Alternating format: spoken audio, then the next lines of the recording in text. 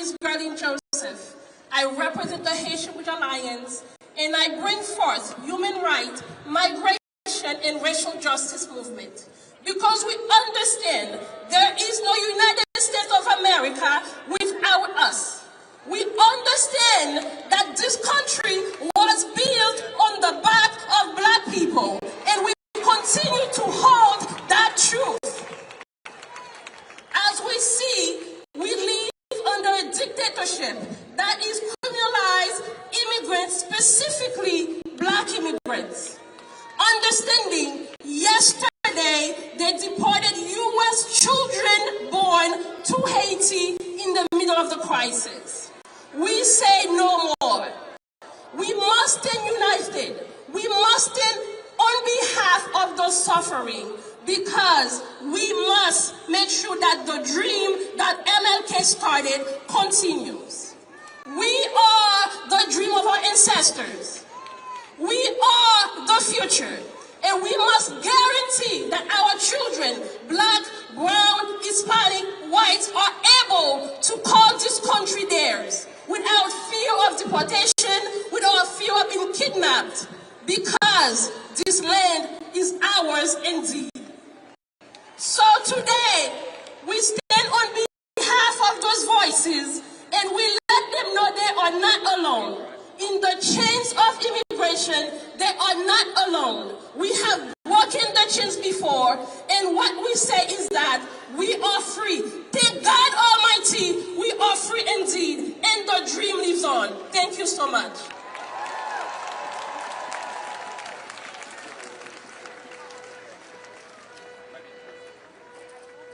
March on Washington 2026 proudly recognizes our Divine Nine partners: Alpha Kappa Alpha Sorority Incorporated,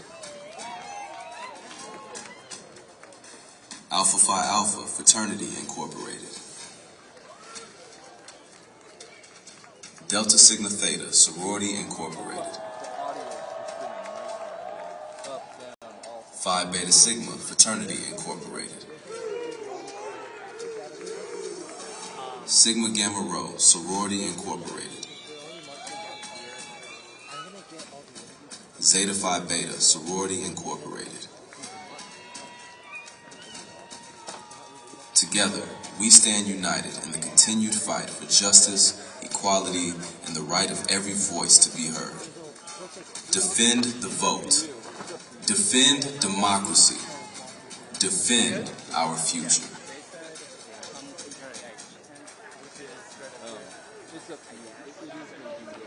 Let us now welcome Lucien J. Metellus, Jr., General President of Alpha Phi Alpha Fraternity Incorporated.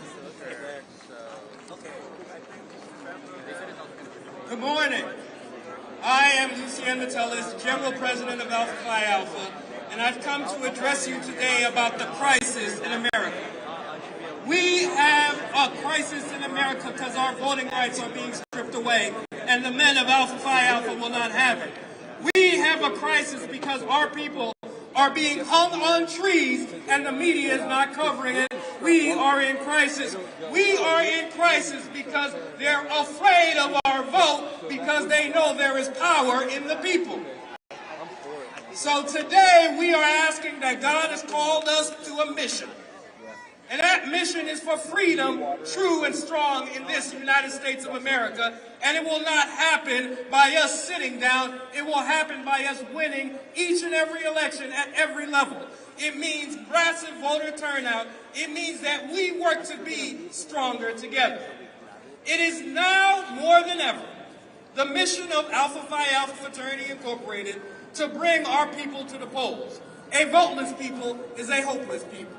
Every alpha, every man, every woman in every election will truly bring the change that we need in this country. So I implore everyone under the sound of my voice that it is your mission to do God's work, to save a country that is still worth saving and fulfilling the promise that was given to us so many years ago. Ladies and gentlemen, let us be forward thinking and save our country together. Thank you. Let us now welcome the Honorable Brother David A. Turner, International President of Phi Beta Sigma Fraternity, Incorporated. Good morning. I stand before you as the President of Phi Beta Sigma Fraternity, Incorporated, the fraternity of A. Philip Randolph, the chief organizer of the first March on Washington for Jobs and Freedom. Our founders and our forefathers built this organization to be used to disrupt systems of oppression and fight for the liberation of black people. The current assault on voting rights, driven by legislative disenfranchisement, voter purging, gerrymandering, and intimidation, is a deliberate strategy to strip power from black, brown, and working class communities. But we will not yield. At Sigma's, our motto is culture for service and service for humanity. And in today's climate, service means radical resistance. Service means organizing our communities to dismantle voter suppression at every level. Service means turning every neighborhood into a fortress of mobilization. We will shut down efforts by swarming the ballot boxes and demanding passage of the John Lewis Voting Rights Advancement Act.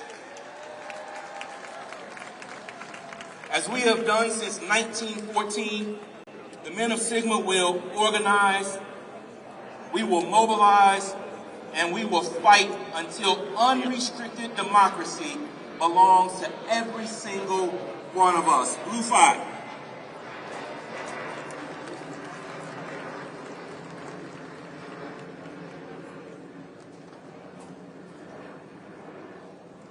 Let us now welcome Dr. Stacy N.C. Grant, International President and CEO, Zeta Phi Beta Sorority, Incorporated.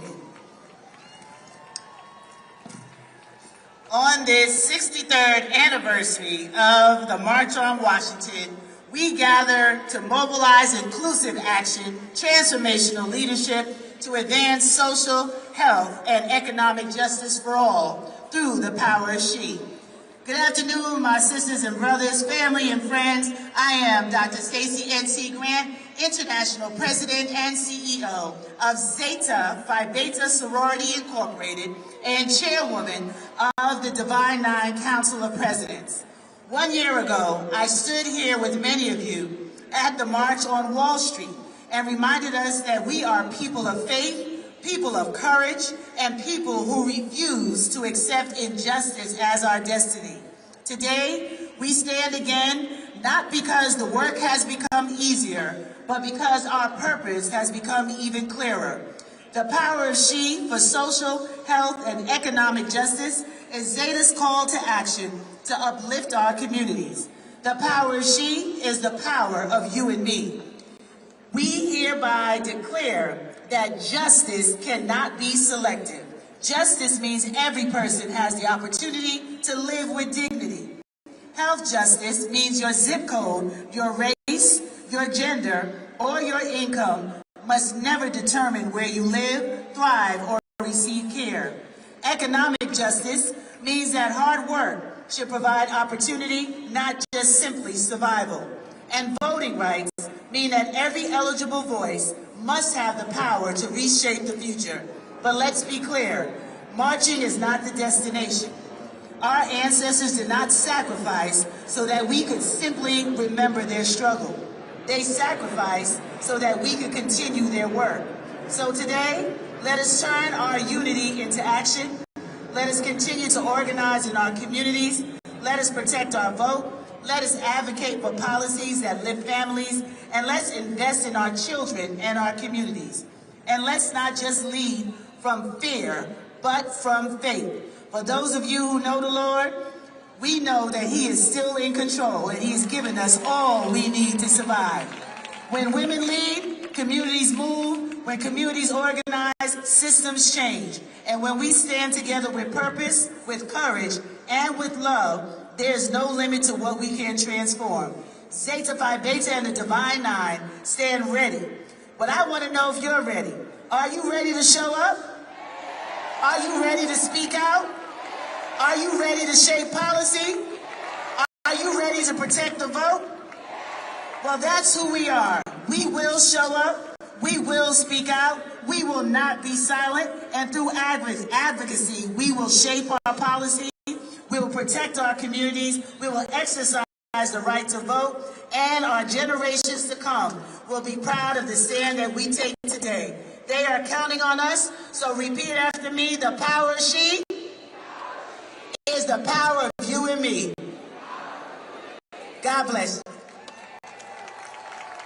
Let us now welcome Mark Jackson, Grand Basileus of Omega Psi Phi Fraternity.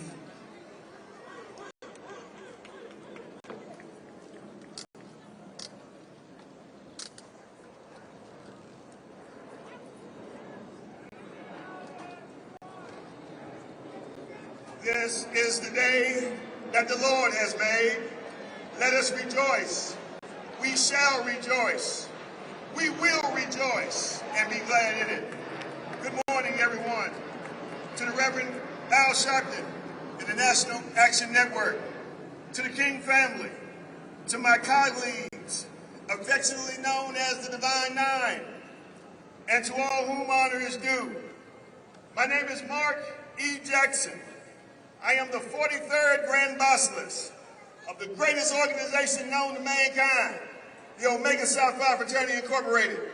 I bring you greetings on behalf of the over 200,000 plus men of Omega, which are represented in 16 countries, on 4 continents, and across 19 time zones. It's certainly an honor and a privilege to bring greetings on such a momentous occasion.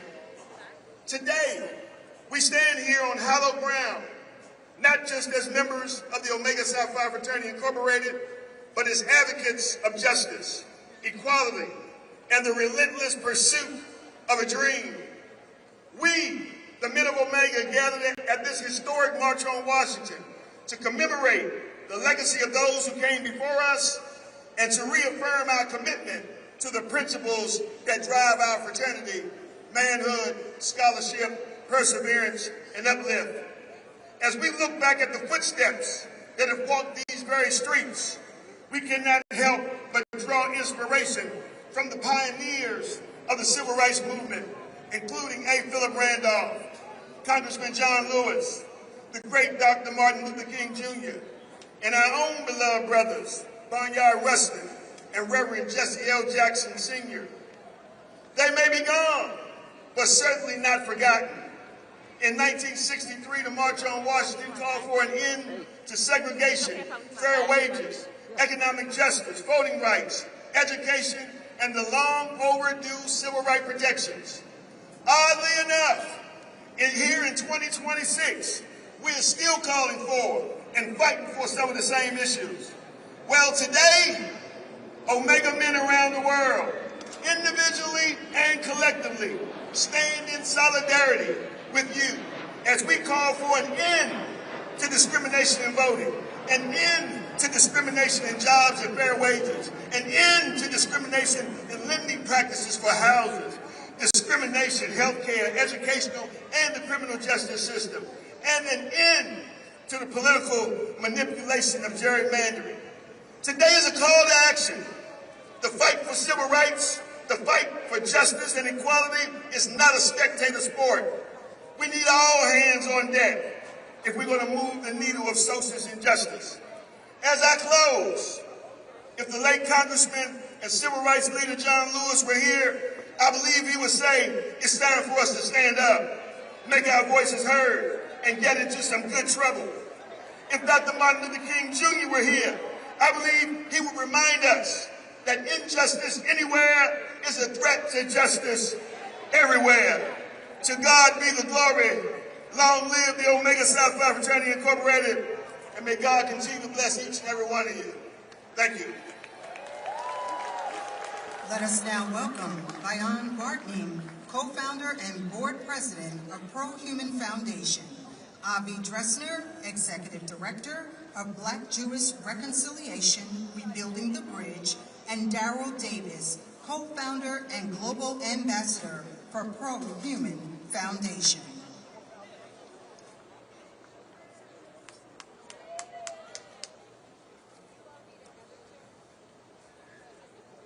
Hello.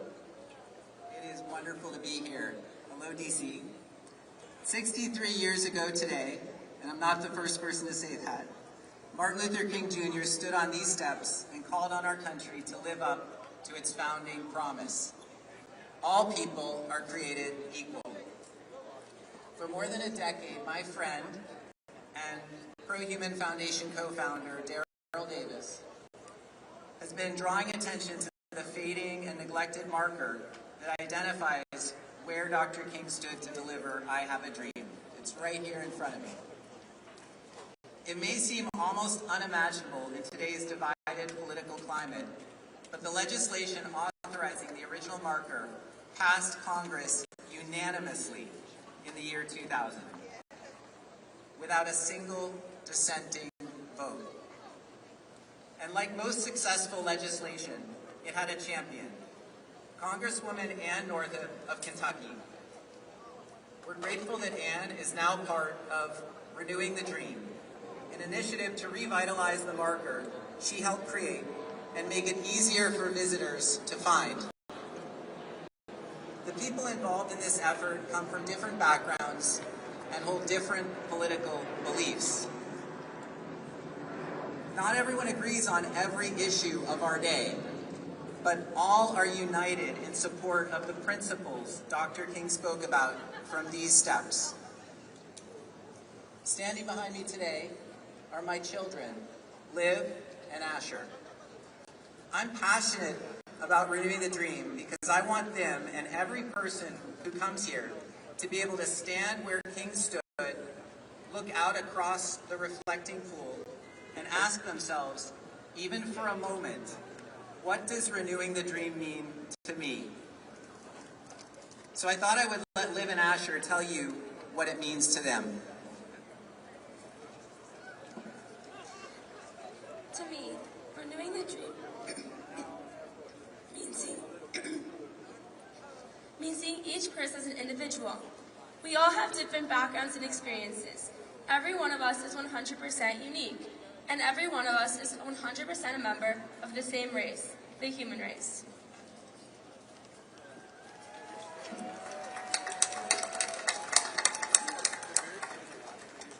Renewing the dream to me means treating people like people. Don't assume you know someone because of what they look like, where they're from, or what group they're part of. Get to know them who they actually are.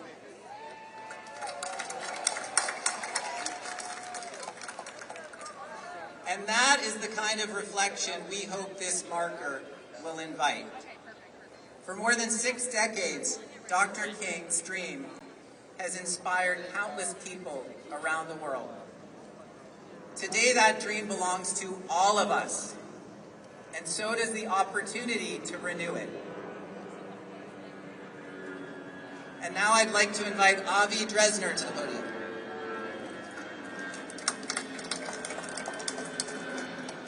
Good morning, beloved community. My name is Avi Dresner, and I am the son of Rabbi Israel Dresner, the most arrested and jailed rabbi during the Civil Rights Movement, and an ally and friend of the Reverend Dr. Martin Luther King Jr. My dad stood less than 20 feet away from Dr. King right here when he delivered the iconic I Have a Dream speech. Today, I represent my father and the Pro-Human Foundation's Renewing the Dream initiative, which seeks to revitalize the marker on this hallowed ground where Dr. King spoke.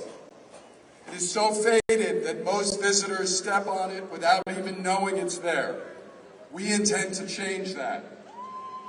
One of the designs being considered has Dr. King's footprints on it, and I hope it gets chosen because of all the miles those feet marched so that we and our nation could be here today.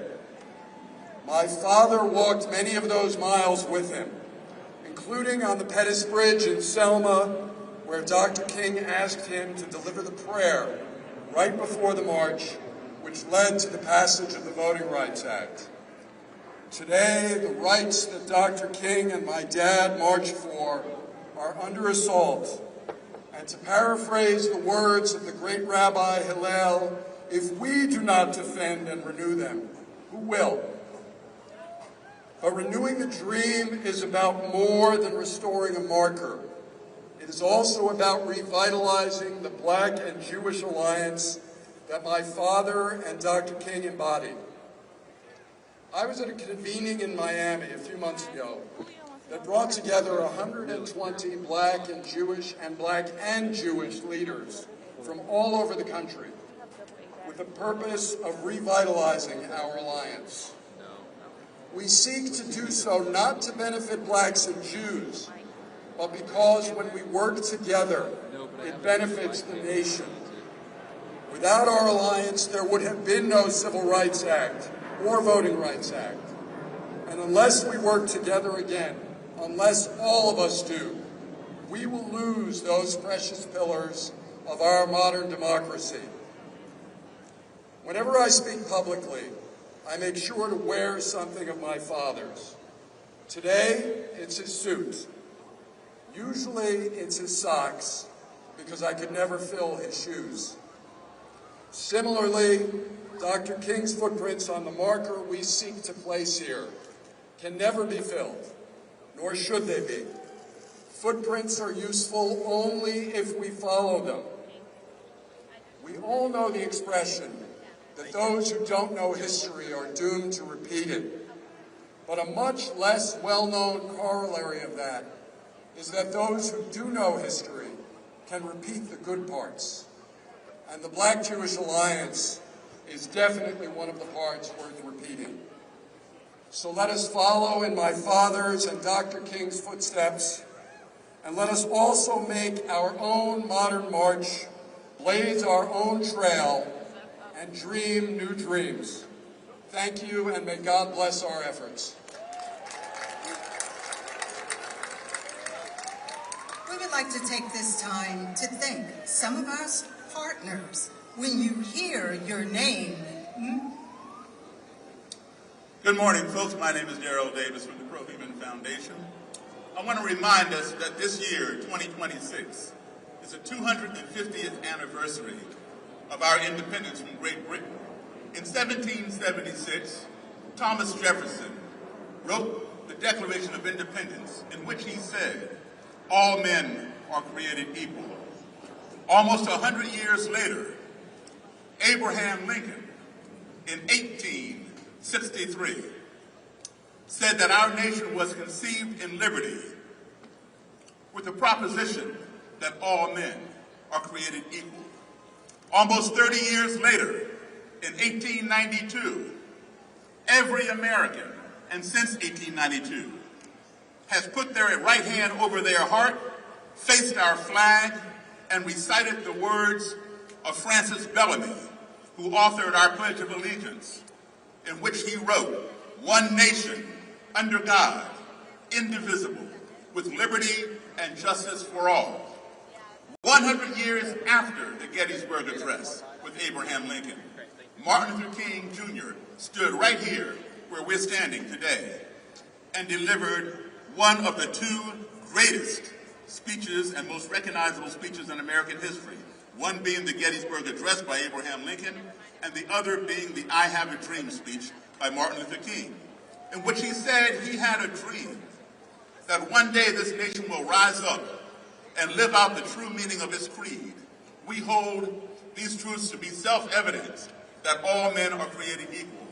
Folks, today, in 2026, our country is drowning in divisiveness and polarization based on skin color, religion, sexual preference, political party affiliation.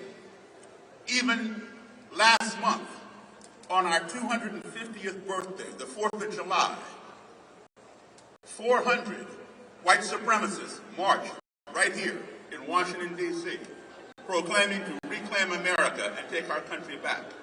Are these really the gifts we want to give our beloved country on its 250th birthday? I should think not. Renewing the dream is where we can start. Let's start by making this marker right here upon which we're standing, where Dr. King stood, more visible. Each year, approximately 8 million people visit this Lincoln Memorial. You know what that adds up to? 20,000 people per day. Thousands of those people walk right across the marker, and now you can barely see it. The Pro-Human Foundation has proposed to put in a new and stronger marker, so people can come, stand on it, have their picture taken in the exact place where Martin Luther King read his dream. So we ask you that you help us renew the marker and help us to renew Martin Luther King Jr.'s dream. I also want to remind you that August 28th, today's date, of course, in 1963, 63 years ago, is the anniversary of Dr. King's speech. But also, August 28th, 71 years ago, in 1955, a young 14-year-old black boy was kidnapped, beaten, tortured, and murdered by two white racists for allegedly whistling at a white woman. His name was Emmett Till. Let us remember Emmett Till, and let us renew Martin Luther King's dream so all 14-year-olds, black, white, or otherwise, can live out their dreams. Let's turn Martin Luther King's dream into a reality. Thank you, folks.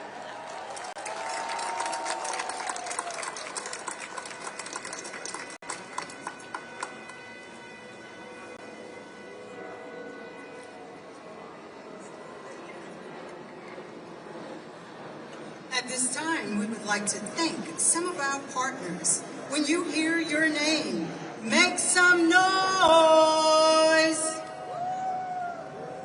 March on Washington 2026 proudly partners with these voting access and participation organizations. America Votes, Fair Fight Action,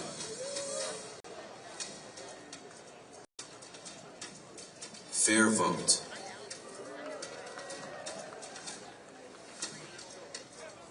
Vote.org,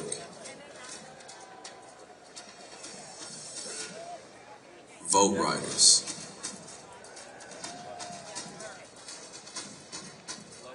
together, we stand committed to protecting access to the ballot, empowering every voter, and ensuring that every voice has the power to be heard. Defend the vote. Defend democracy. Defend our future. Let us now welcome Dr. Everett Kelly of the National President for American Federation of Government Employees.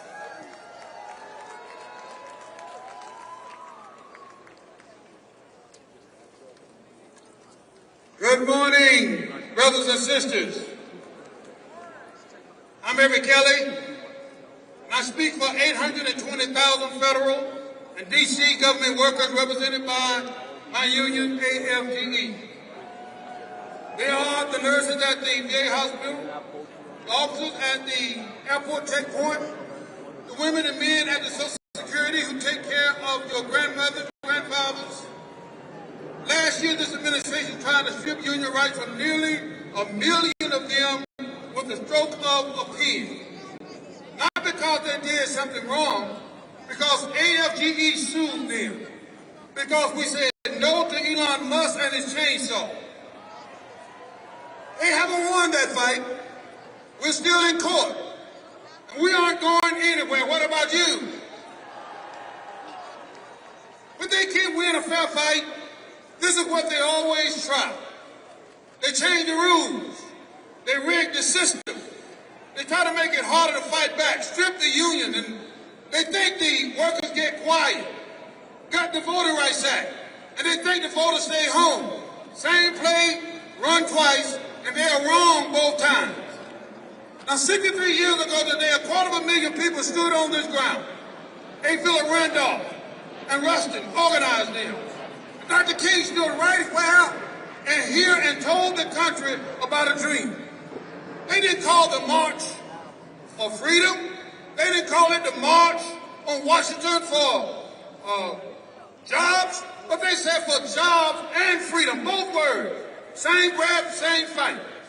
2 years later, this country passed the Voting Rights Act. People were beaten in Selma for that law. John Lewis had his skull cracked on a bridge in Alabama for that law. And this past April, the Supreme Court took it apart, 6-3. Now, it's not enough to show that a map shuts black voters out. Now you have to prove that they meant to do it. Now, you have to get inside their head. Brothers and sisters, I grew up in Alabama under the Jim Crow law. Nobody ever wrote down their intentions. They just decided that some folk would go through the front door and some people would have to go around back.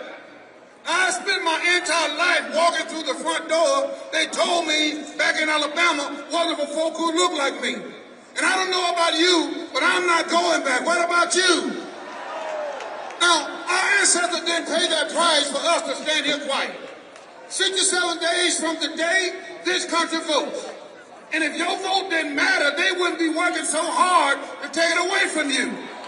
So this is what I say to you. Register everybody. Make a plan. And bring somebody with you. They underestimated us. They underestimated the power of we. Everybody over this audience, and they let me hear you say we. There's power in we. And in 10 weeks, this election day will show them what a bad mistake that was. This is what I know. We may have been knocked down, but we have not been knocked out. This is what I know. We've been made endure for a night, but joy comes in the morning. Are y'all with me? Guess what? November is coming. Joy is coming. Change is coming. Keep on praying. Keep on fighting. Keep on marching. Keep on voting. Let's get it done. Thank you, and I love you. Let us now welcome Patrick Moran, International President of American Federation of State, County, and Municipal Employees, AFL-CIO.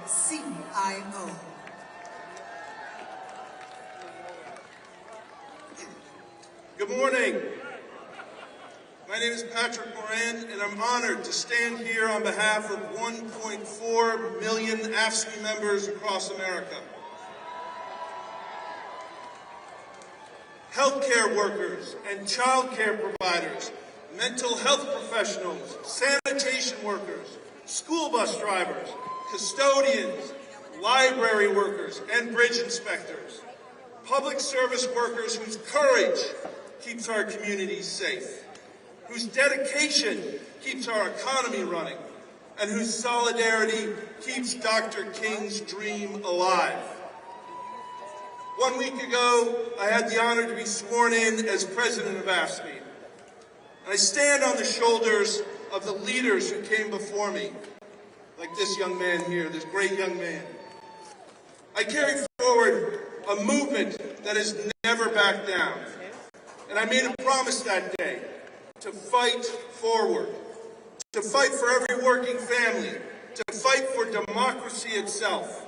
Because unlike some people a few blocks away from here, we actually believe in it. He understood that Dr. King preached that lessons on this very spot. He understood that civil rights and economic justice are not separate fights. It's why in the final days of his life, he went to Memphis, standing with 1,300 black sanitation workers, represented by AFSCME Local 1733, who walked off the job, held their heads high, and said, "I am a man." I feel that history today. Maybe in some ways it's repeating.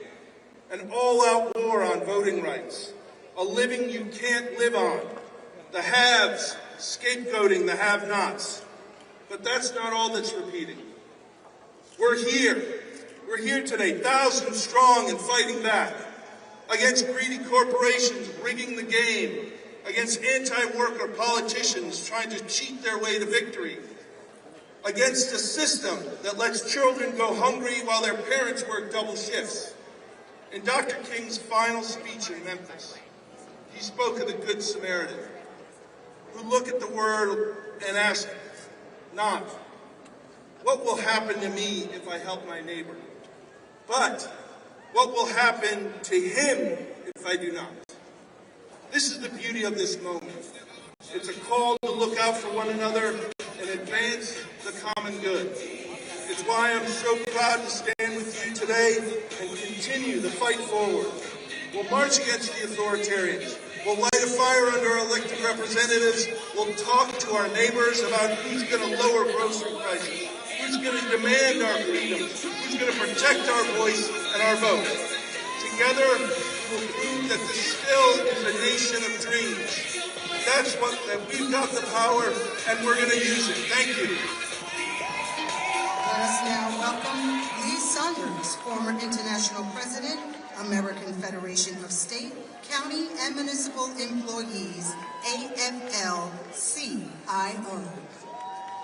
Good morning.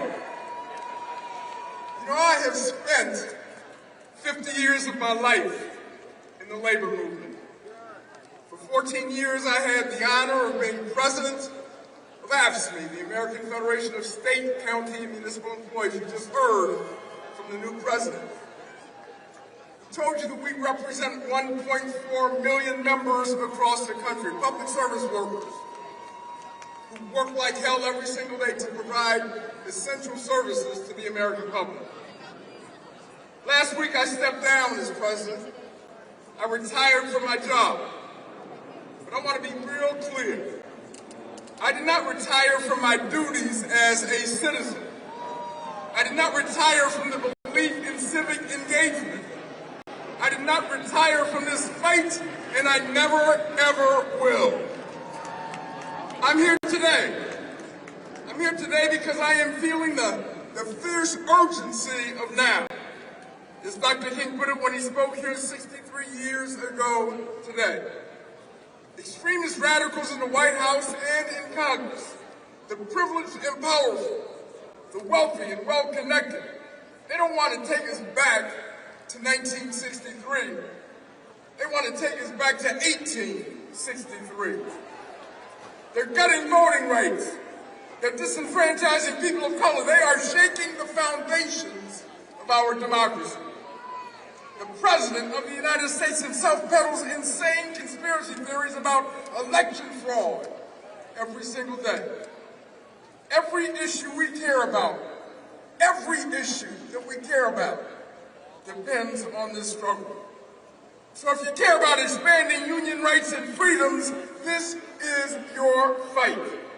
If you care about affordable child care, health care, and housing, this is your fight. If you care about fixing wealth inequality, this is your fight. If you care about retirement security, this is your fight. If you care about racial equity, this is your fight. You know, the folks on the other side know that to pass their agenda, to keep shoving more tax cuts to billionaires, they have to silence us. That's what they're trying to do. They know they can't win a fair fight. They know they can't rig the economy without rigging the political system. We aren't going to let them do that, are we? I didn't hear you. We aren't going to let them do that, are we? Hell no. Not when the stakes are so high and the future of our democracy literally hangs in the balance. We have fought too hard and bled too much to turn back now. Dr. King sacrificed too much. John Lewis sacrificed too much. A. Philip Randolph and Bayard Rustin sacrificed too much. Generations of fearless warriors for justice have sacrificed too much. So we've got to keep raising our voices, and we've got to keep raising hell. Keep educating, organizing, and mobilizing. Keep marching for racial justice, economic justice, and social justice. Keep marching for civil rights, labor rights, human rights, and voting rights. If we keep marching, we will win. Thank you very much. Let us now welcome Cleola Brown, President, A. Philip Randolph Institute.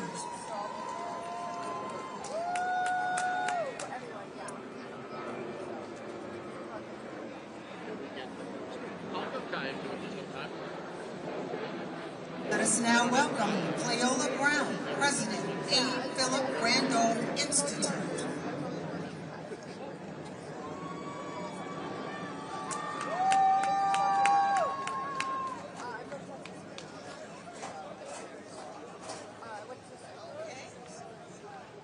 Hello out there. Hello, marching family. Come on, we need to hear you up here too. All right, bring it up, bring it up, bring it up. Let's first of all say thank you to Reverend Sharpton, and thank you to National Action Network, and thank you to every organizer that's standing out there on this day of urgency. You all look good, and when they start lying about the numbers, look at them and tell them you lied.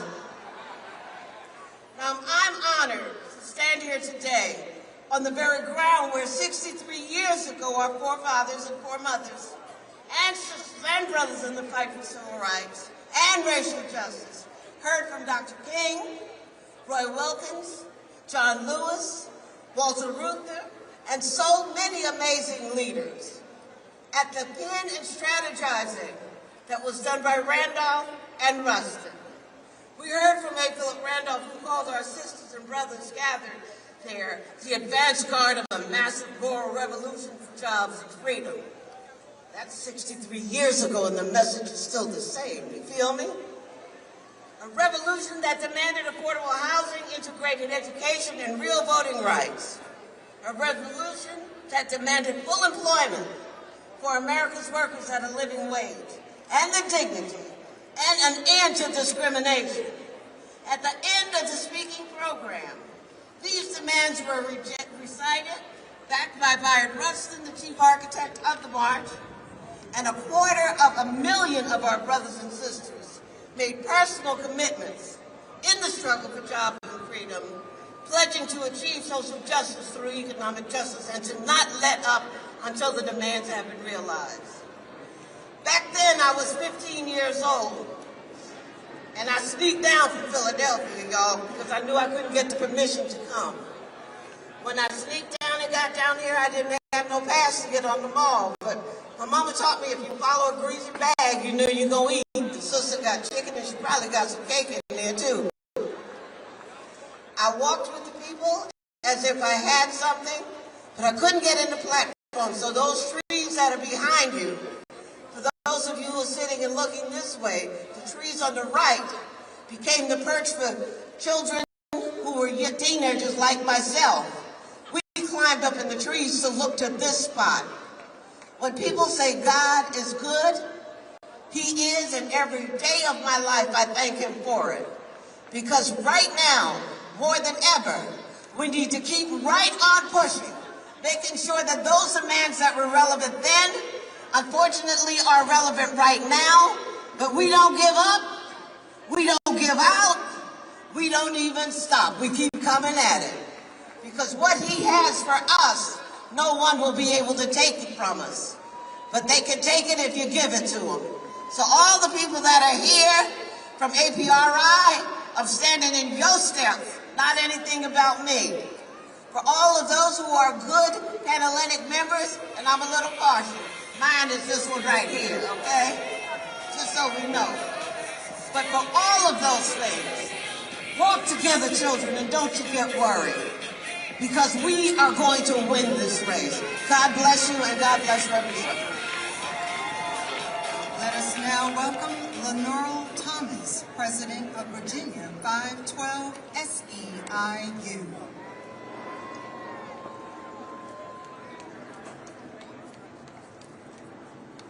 Hello, Washington. 63 years ago, workers from across the nation organized and marched on these grounds. My name is Lenore Thomas. I am the president of SEIU Virginia 512. And we are here this morning to say the sacrifice of our ancestors will not be in vain.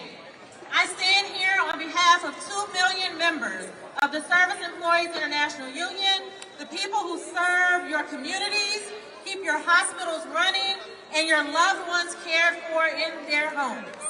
SEIU is here to send a message.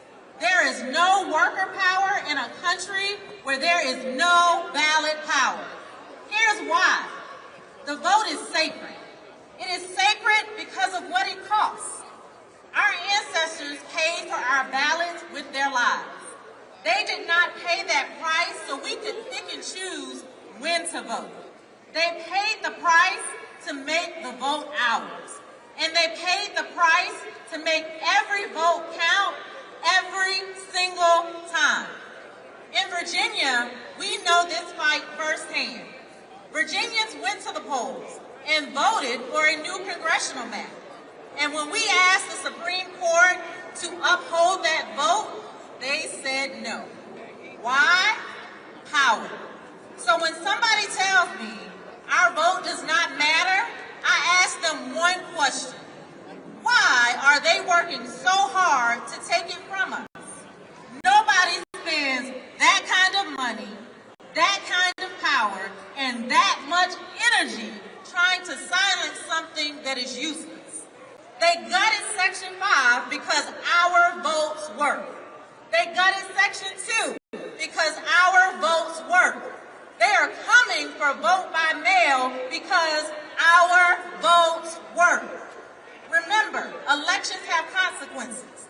The ballot is not just about who gets elected. It is about what the people we elect do with the power we give them.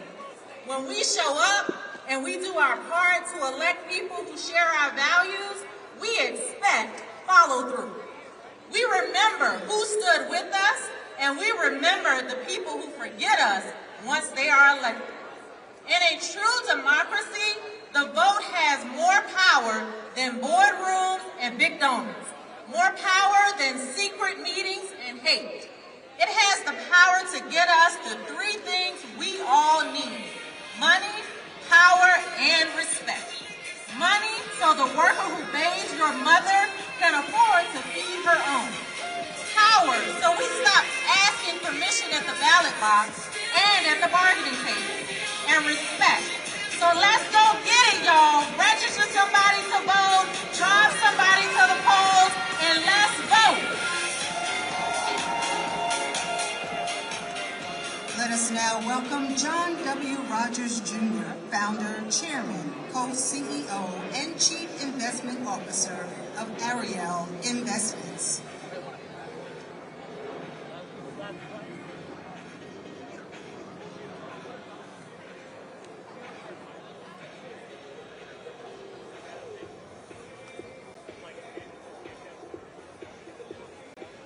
Let us now welcome John W. Rogers Jr., founder, chairman, co-CEO, and chief investment officer of Ariel Investments.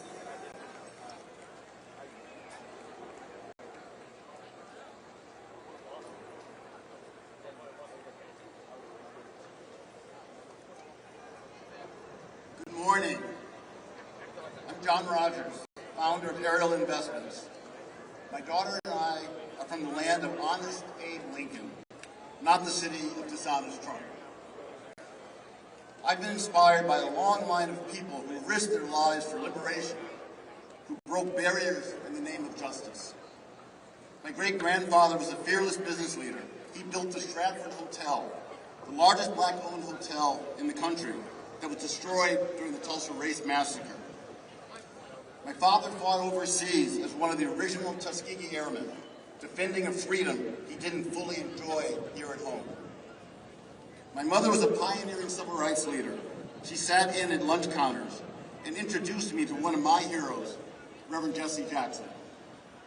I was about 8 years old. He was holding court in our living room, and I was completely mesmerized. Today, as an entrepreneur, I carry with me the deep connection Reverend Jackson made between economic empowerment and the civil rights movement. He literally put a dollar sign in the Operation Push logo. Simply brilliant. As Dr. King once said, what good is it having the right to sit at the lunch counter if you can't afford to buy a hamburger? He knew that if we had equal economic opportunity, we could own our own homes, pass our wealth along to future generations, support our political and community leaders, and finally stake our claim in the American dream. As we all know, that claim has been hindered by racism for hundreds of years. The Reverend often said, they don't think about us. They don't see us. Together today, we come together to be seen. Like the giants that came before us, we must be relentless. Every single one of you walked out of your door this morning knowing the very real risks, and you chose to be here anyway. In the spirit of John Lewis, you found a way to get in the way.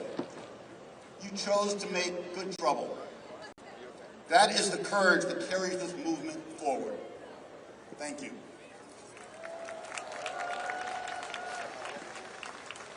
Let us now welcome Arnie Duncan, former U.S. Secretary of Education.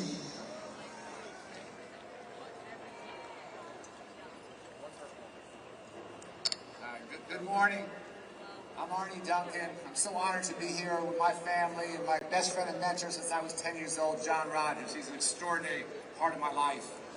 I was lucky enough to be part of President Obama's administration and now run a small nonprofit called Chicago Cred, based in Chicago.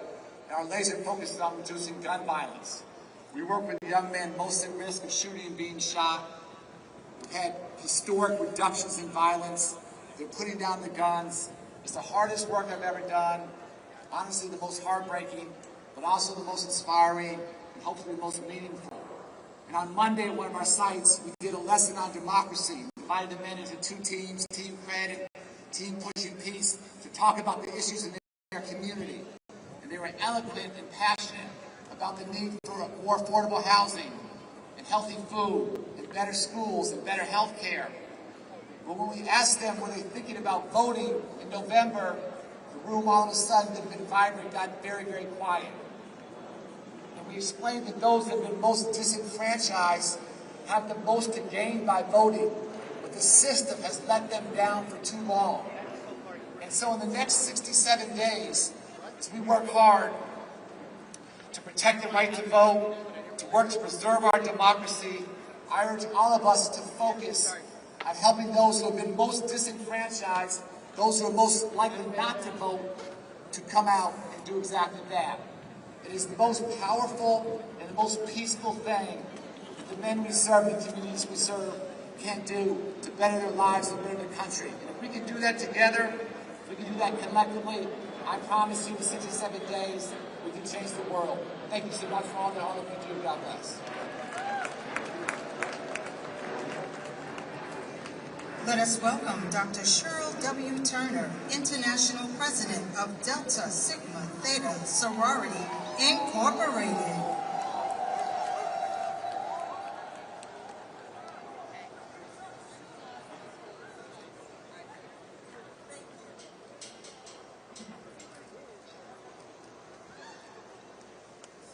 Good morning. I'm Cheryl Turner, International President of Delta Sigma Theta Sorority Incorporated. In 1913, Delta marched. In 1963, Delta marched. And in 2026, we are still marching because the work of democracy remains unfinished. For 250 years, America has wrestled with the distance between its promise and its practice. Who counts? Who's heard? Who gets a say? Who gets to claim the full promise of their inalienable rights? Just weeks after our founding, our 22 founders stepped into the streets of Washington for the women's suffrage procession because they understood a truth that still remains. Freedom cannot be divided. Citizenship cannot be partial. And democracy cannot belong only to some. 50 years later, Delta was here again. Our 10th national president, Dorothy Height, was integral in the planning of the 1963 march. And today, Delta women register voters, educate communities, mobilize citizens, and protect access to the ballot. And we know that protecting the vote requires more than participation. It requires vigilance, persistence, and sometimes it requires the courage to challenge power itself. That's why when voting rights are threatened, we take to the courts. In Georgia, Delta challenged the barriers to the ballot. In Texas, Delta fought restrictions on voter assistance, and in Mississippi, we defend black voting power. And in federal court, we fight to protect access to mail-in voting. We organize, we educate, we litigate, we mobilize, but we do not retreat. Because when the right to vote is threatened, every other right becomes more vulnerable. The fight to vote is more than what happens at the ballot box. It's a declaration, and our voice is not negotiable. So, in 1913, in 1963, 2026, different generations? Yes, the same charge though. Different battles? Yes, the same determination though. The years change, the assignment does not. So I ask you, what will we do? Defend the vote. What must we do? Defend the vote. What will Delta do? Defend the vote.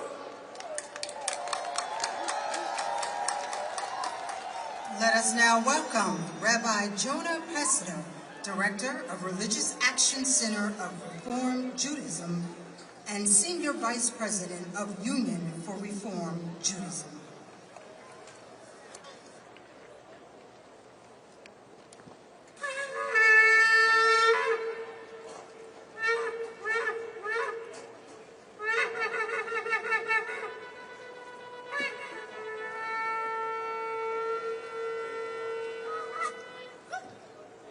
Good morning, civil rights family. Shalom. Shalom. Let me hear you. Shalom. I'm Rabbi Jonah Pesner. I lead the Religious Action Center of Reform Judaism, the largest and most diverse denomination in Jewish life, standing with Rabbi Kelly Whitehead, Heidi Siegel, and Josh Maxey.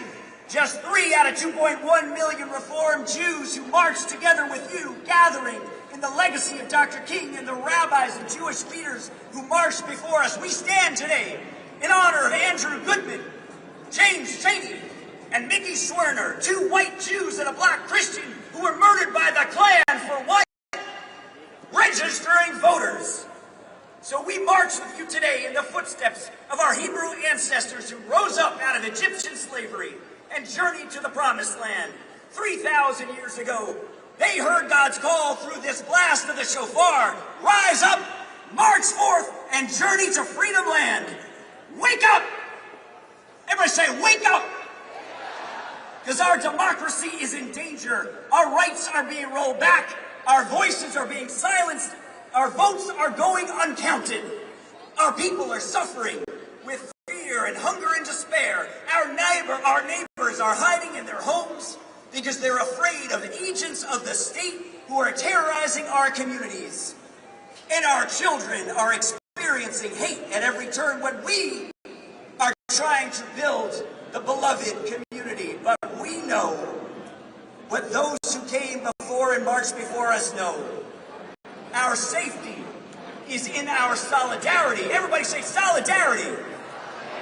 And the redemption of this nation may yet come through democracy. Everybody say democracy.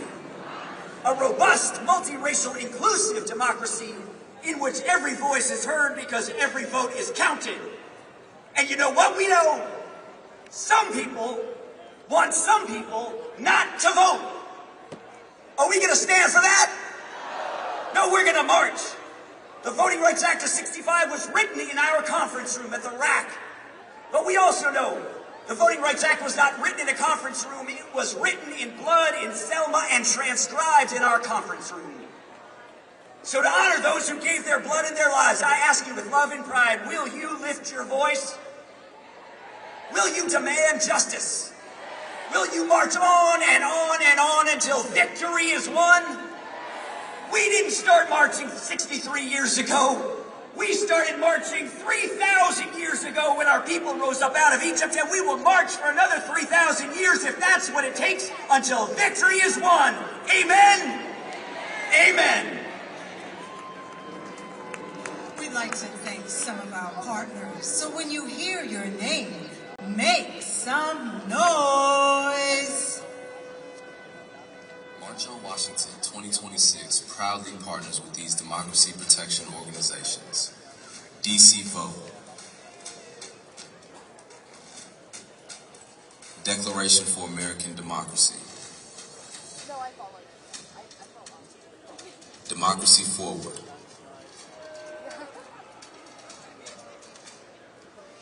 Stand Up America,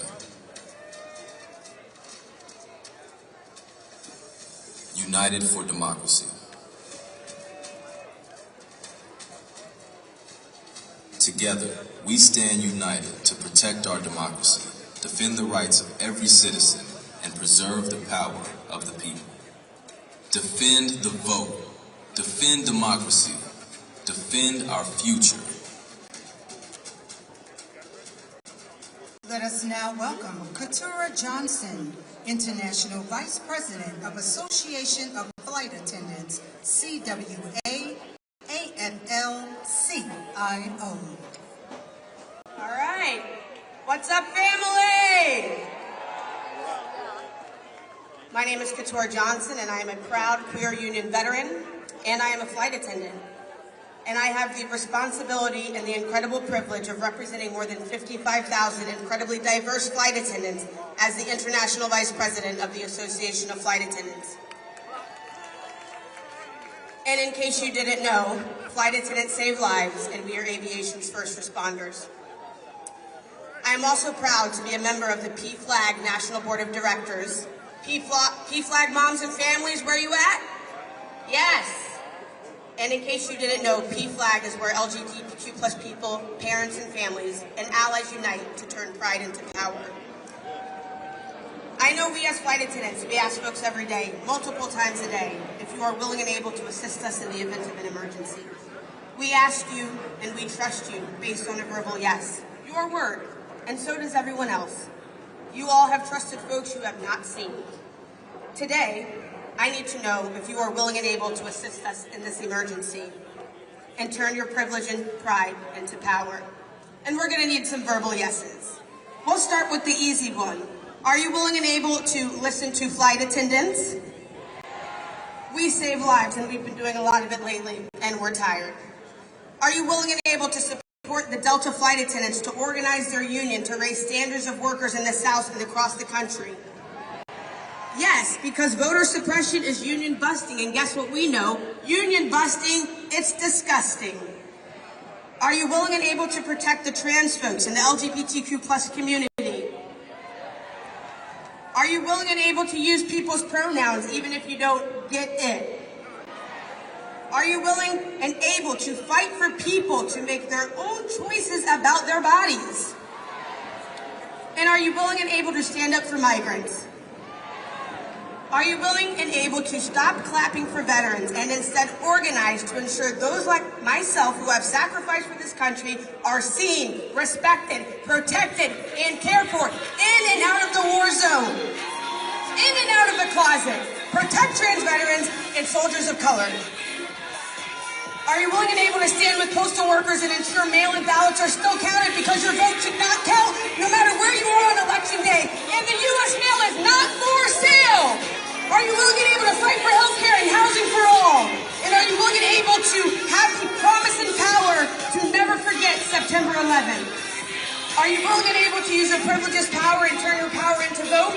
Because when we vote, we protect families, when we educate, we empower communities, when we organize, we build power, and when we show up together, we shape the future. And when we fight, we win. This is a time for good trouble, necessary trouble. It's going to mean protest. It's going to mean education. It's going to mean to get uncomfortable. It's going to mean disturbing the peace, and it will mean fuck around and find out. And that means risk, and risk is hard, but it's only through risk that we've ever gained freedom. So my question to you, what are you willing to risk, and who are you willing to risk it for? Flight attendants save lives, protect trans folks, respect veterans, contract now, watch and support women's rights.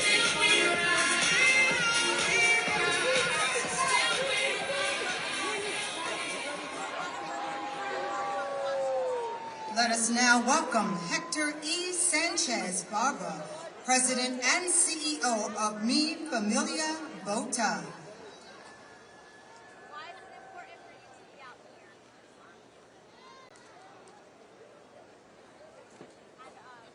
Buenos dias, brothers and sisters. What a beautiful, powerful morning. We gather today in the spirit of those who marched on Washington before us, those who understood that democracy is something we fought hard for and that every generation must continue to defend. The work is far from done. Today, our democracy is being tested. Across this country, voting rights are under attack. Our communities face new and dangerous barriers to the ballot. The protections of the voting rights are gone. And this administration openly threatens to bring immigration enforcement into our elections. This administration is using DHS and ICE to block and intimidate voters ahead of the midterms. This is not the system we fought for.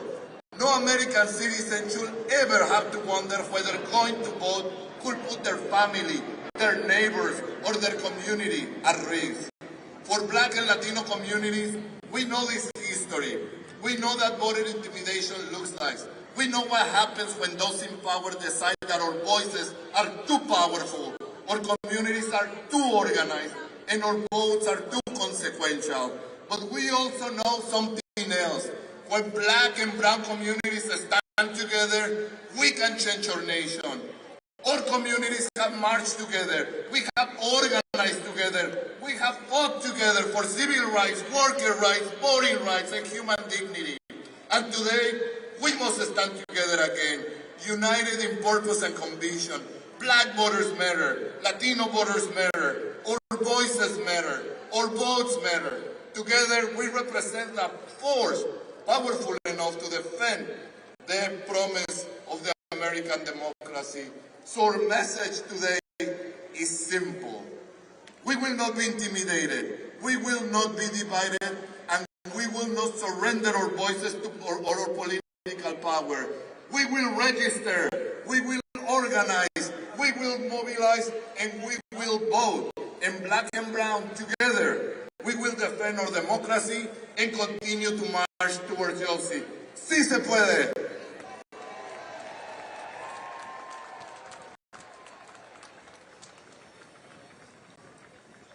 Let us now welcome John C. Yang, President and Executive Director of Asian Americans Advancing Justice.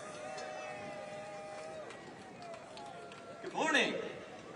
大家好. When I say vote, we say now. Vote! Vote!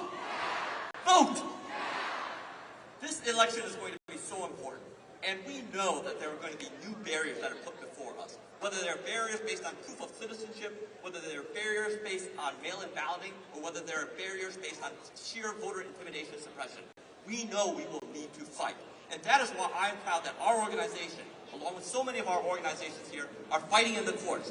Just yesterday, we secured yet another victory against this administration, against their attempt to restrict mail-in balloting. We will continue to fight all of this. As an Asian American, I know what exclusion feels like. We know that people oftentimes look at us as foreigners. This administration questions whether we should be citizens, even if we were born in this country. Our loyalties are questioned, even when we serve this country. That is why we know we need to come together with our brothers and sisters, the Black community, the Latino community, the immigrant community, the indigenous community. All of our communities have been so long been excluded from our society. Whether we come here as immigrants, whether we come here as descendants of slaves who fought for their freedoms, whether we are here and have traced their heritage to this native land, we are in it together to ensure that our democracy serves us and not the politicians. When every vote gets counted and every vote is cast, we will be able to elect a government that actually serves us and serves our power together. So, when I say democracy, say vote. Democracy! Democracy! Democracy! Thank you very much. Let us now welcome Leah Greenberg and Ezra Levine, co-founders and co-executive directors of Indivisible.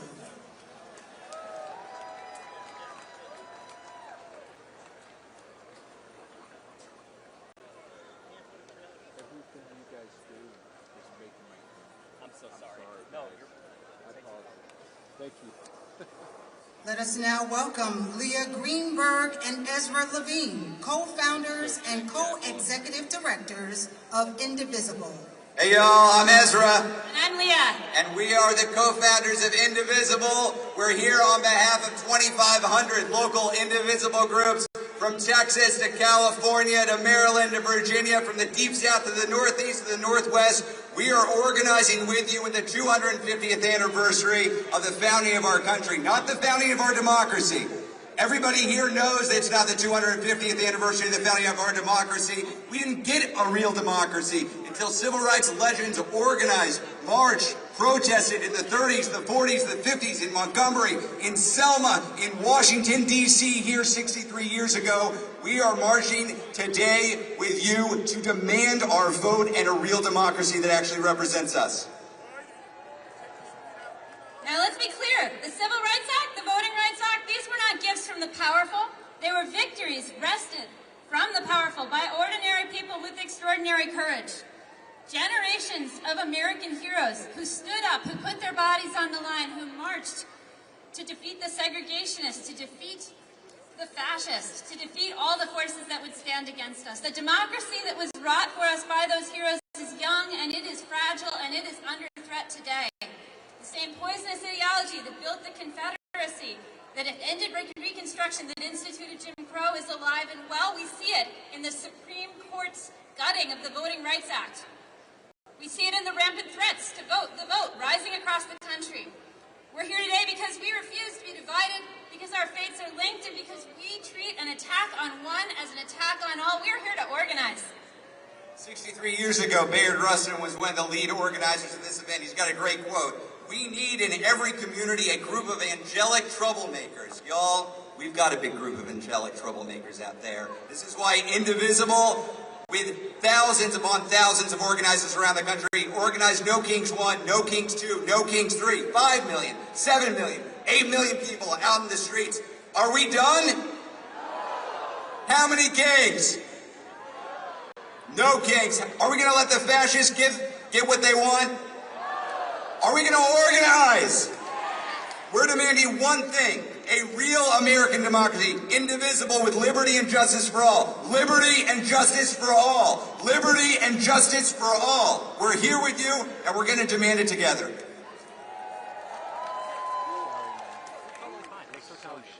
Let us now welcome Maurice Mitchell, National Director of Working Families Party.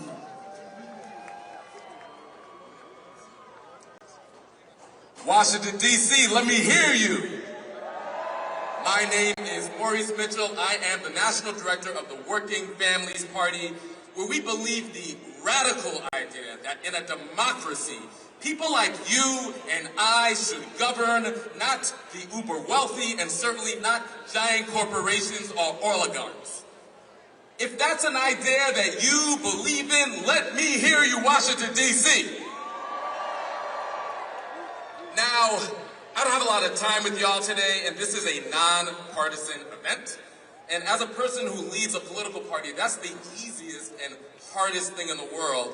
Easy because I don't believe the story that it's about red versus blue. I believe the majority of this country is feeling a righteous anger against injustice. So I'm here on behalf of that pissed off majority. Let me hear you if you're part of that pissed off majority. Now, let's talk about partisanship. A partisan is someone who supports a people or a cause. So if I am a partisan, I am a partisan for working people still struggling to get by in the richest country in the history of the world. If I am against anyone, I am against those who think healthcare and childcare and a good paying union job and a home you can afford and time with your loved ones should be out of reach for anybody. I am against the Christian nationalists who corrupt scripture or the tech bros who want more while we all get less.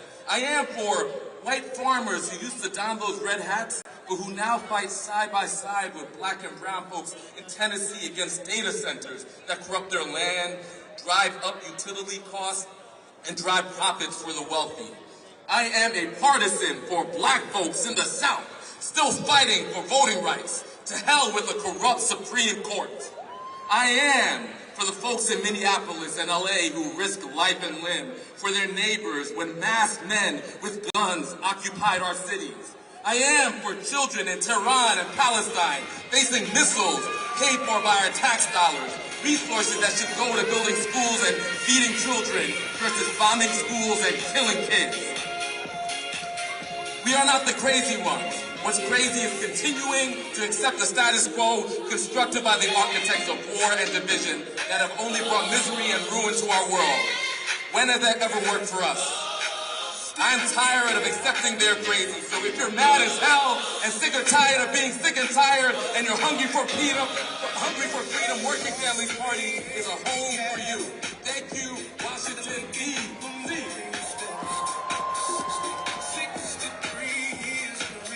Let us now welcome Patrice Lawrence, Executive Director of Undue Block Network, UBN. Greetings, family. I said greetings, family. All right, I figure we need a little music break, so we're gonna sing a song in the words of my fellow countryman, Bob Marley. Get up, stand up for your rights. Get up, stand up, don't forget the fight. I am here to declare that immigration is a black issue.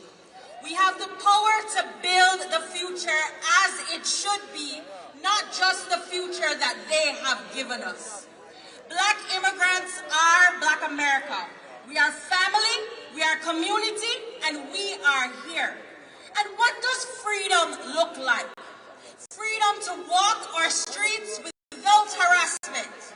Freedom to drive without fear. Freedom to cross cities, states, borders, and see the people we love and know we can come home. Freedom to keep our families together and not in detention centers. Freedom to be at home. I want that freedom for all of us. Black immigrants, immigrants, all of us. The freedom to work, worship, organize, vote, dream, and thrive.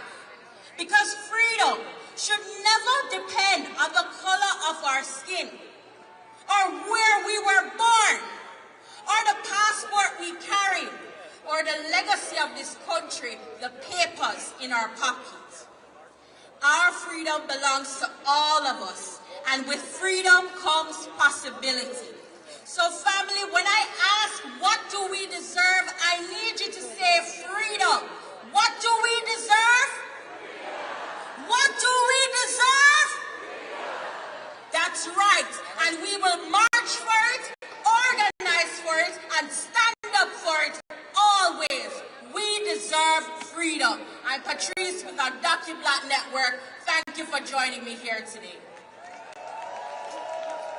Let us now welcome Derek Johnson, President and CEO of the NAACP.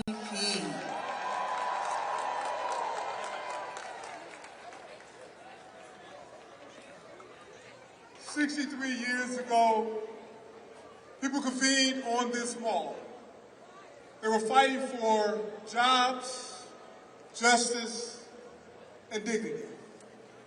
We stand here 63 years later with over 300,000 black women who have lost their jobs. We stand here 63 years later with a Supreme Court that lacked the ability to see justice. We stand here 63 years later with people who live in the White House and in Congress that would have us think that it was illegal to be black. But we stand here today recognizing, as many of those who came 63 years later, that the march is only the gathering point for the work. And that we must leave here, not celebrating this moment, but leave here energized and inspired to turn out the vote in November. We recognize that when we vote, we win. We recognize that the black vote is the moral compass of this nation. We recognize that there are those who will try to divide us by putting labels on us, but if we stay focused on our mission based in our history, looking at the future, we will win. In this moment, the rallying cry must be, when we vote, we win. Because at the end of the day, the currency in this democracy is our vote. And we cannot get distracted by this concept that black men are doing this and black women are doing this, because we should never fall into the trap of a us versus us paradigm. It must always be a us for us reality as we fight for it, because when we vote, we win. So as we stand here today in this heat, let's say this together. When we vote, we win. When we vote, we win. When we vote, we win. Peace and power. Let us now welcome Virginia K. Solomon, President and CEO of Common Cause.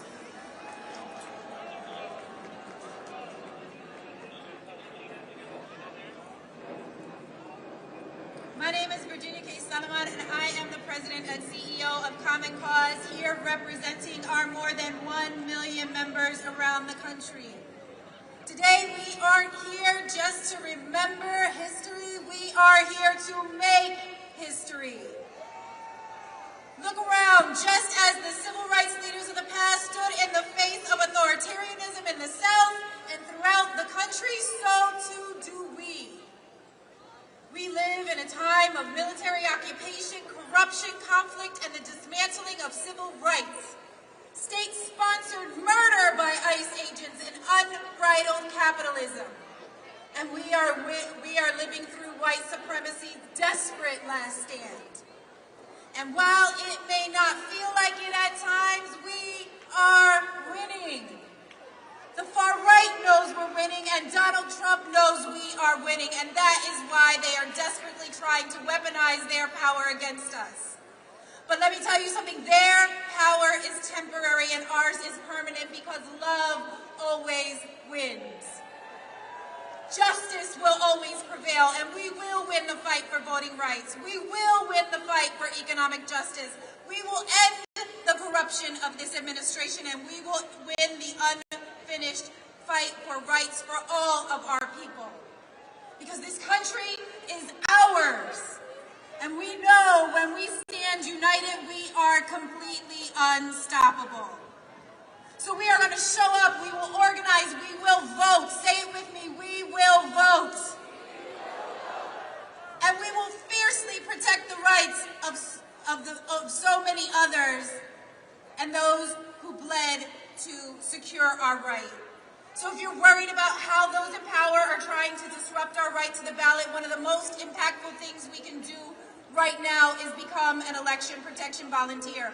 So I don't want you to just stop with your vote. I want you to find somebody with a Common Cause t-shirt in this crowd at one of the cooling stations and sign up to become an election protection volunteer in your community so you can help voters navigate the voting process, answer their questions, identify and report issues at polling locations, and help ensure that every eligible voter can cast a ballot without unnecessary barriers. So please, what are we going to do? We're going to find an election protection volunteer, and we will ensure that we are not only voting ourselves, but we are helping others to secure their votes. Thank you. Let us now welcome Kelly Robinson, President of the Human Rights Campaign.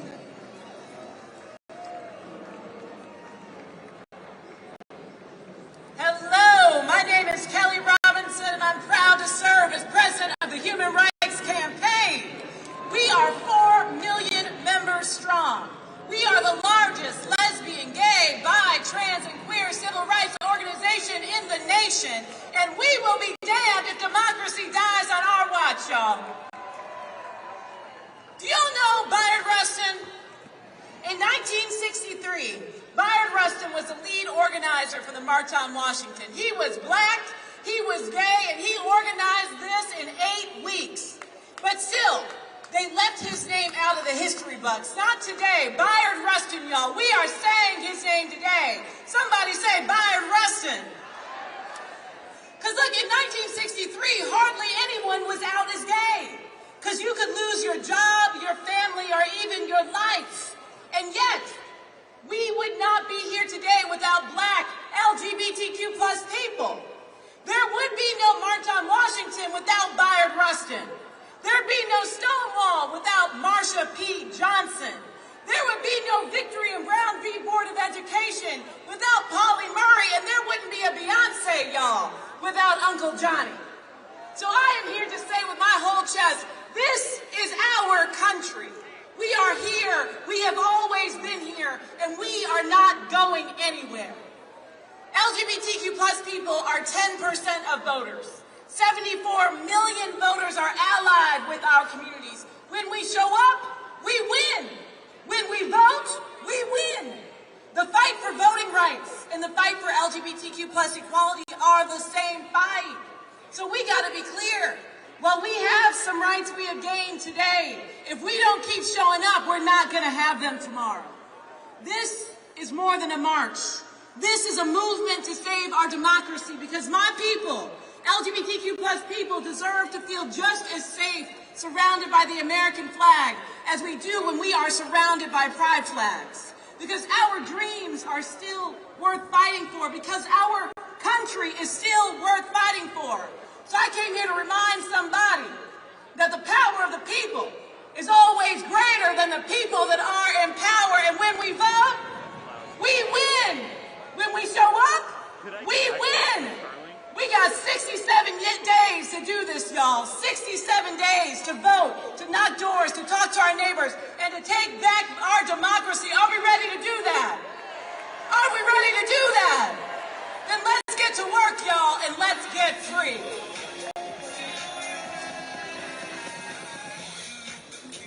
Let us now welcome Reverend Dr. George L. Parks, Jr., Division Director of Pastors and Ministers Division of the National Baptist Convention, USA, Incorporated. Good day, friends. I'm standing today in the place of the Reverend Dr. Boise Kimber on behalf of the National Baptist Convention, USA, Incorporated. Friends, let me remind you that today we are standing on holy ground. This is not holy ground because of Washington, Roosevelt, or Lincoln, but we are standing on holy ground today because of the likes of a Martin Luther King, a Ralph Abernathy, a Mahalia Jackson, and a Bayard Rustin. We are standing on holy ground today because we have unfinished business. This is holy ground because our ancestors challenged America and reminded us of our work. I want to remind you today that we stand here today not for a moment. We stand here today not simply for a memory, but we use this day as a launching pad for us to get out and vote. So I want to remind you, get out and vote. Call your friends, call your family, tap your concentric circles, because holy ground is not a sitting place, but it is a launching place. So when we leave here today, we pick up the phone.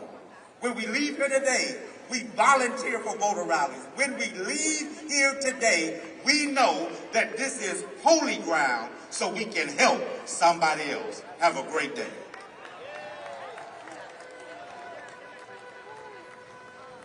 Let us now welcome Damien Sneed and Chorale Les Chateaux, singing Lift Every Voice and Sing.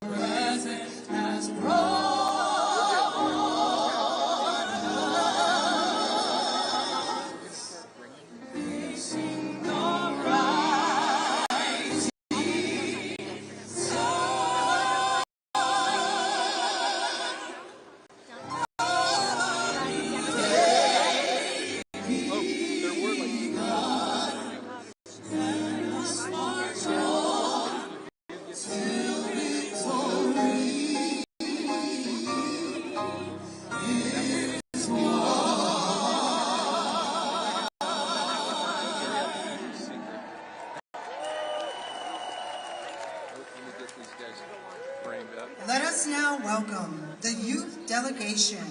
Ashley Sharpton, NAN Youth Huddle founder, Minister Christian Matthew, NAN Youth and College National President, Chloe McIntyre, Vice President, AUC, NAN Chapter, Yakisha Maddox, NCNW, Hampton, Virginia Chapter, Talik McMillan, NAACP, National Youth Director, and Darrell Coles of the Black Youth Vote.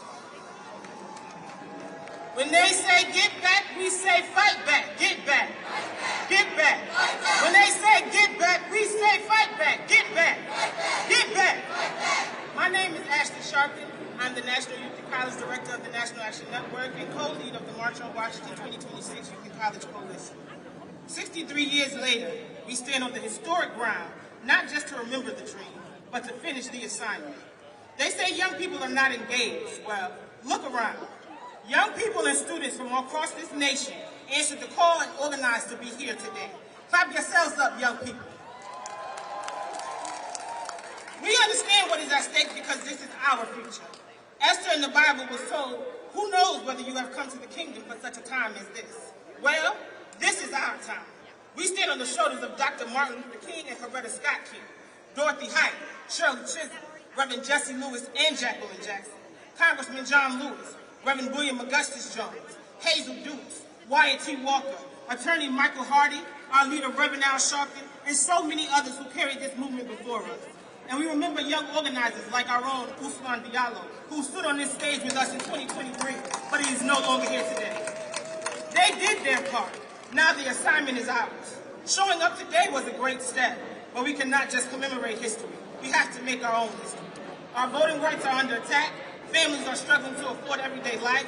Equal opportunity is being rolled back, but we have survived too much and come too far to turn around now. They may call check, but they haven't called checkmate. This fight does not and we will not leave the Lincoln Memorial today, not on our assignment. If we are going to build power, we have to stay connected, stay organized, and stay in action. So if you're 40 and under, there should be a QR code.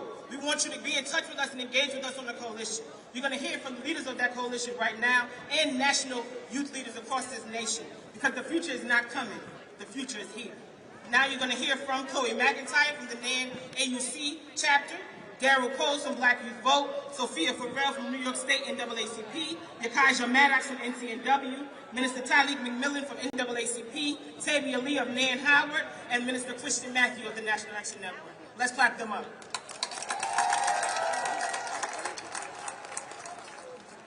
Good morning, family. I said good morning, family. My name is Chloe Irene McIntyre, a senior psychology major, management and organization minor, attending the #1 HBCU in the nation, Spelman College. Now you may wonder why I introduce myself with such power and conviction. But this is the exact standard that matriculating in such a rich environment sets. I humbly serve as the Vice President of the National Action Network AUC Youth and College Chapter. And today I stand here representing the heartbeat of the movement, the young people. We are the generation raised by group chats, campus protests, and the belief that our voices are not just important, they're necessary. We have been educated about our Morehouse brothers, Reverend Dr. Martin Luther King Jr. and the history made 63 years ago with the March on Washington. Now we're living it. We're not just studying history in our classrooms, now we're standing in it. When I look at this crowd, I see students who left dorm rooms, early classes, and other significant commitments to be here. I see young leaders who understand that advocacy isn't just an extracurricular, it's a full responsibility. And I see a future that refuses to wait its turn. As youth, we bring something special to this movement. Creativity, courage, and a little bit of that unique flavor you can only find in a historically Black institution. We know how to organize, mobilize, and make change go viral.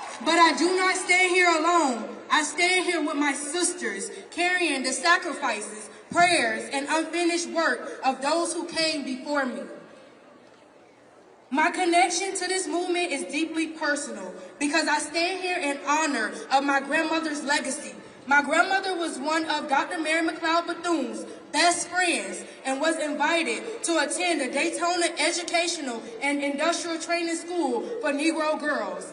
Although she was unable to attend because she had the responsibility of taking care of my mother, I continue her legacy and her pride. This is why I took a leap of faith in continuing through generations at Hampton University to become a dedicated president and member and continue my commitment to serve as an officer and member of the Order of Eastern Star.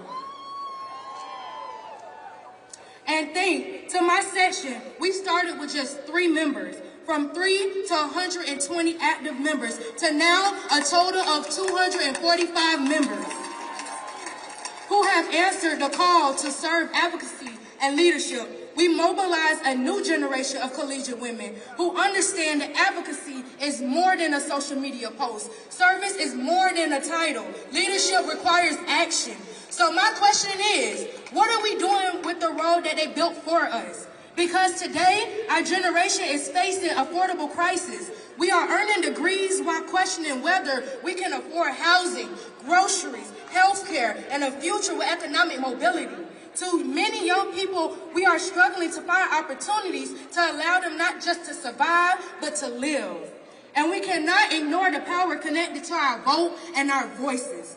Because they fought for our right to vote when their voting costed them their jobs, their safety, and sometimes even their lives. They fought for education when they were told that they did not deserve it. They fought for the representation when the country refused to see them, hear them, or make room for them. And our ancestors also fought to access this ballot. We cannot become the generation that take it for granted. Again, young people, we cannot be the generation that takes it for granted. So today, we march to defend the vote, protect civil rights, and representation and demand economic justice. Their sacrifices was not the end of the story. We are the continuation. So let us march, let us vote, let us organize, let us speak, and when the democracy calls our name, may history remember that we answer without fear and touch not our anointing. Thank you.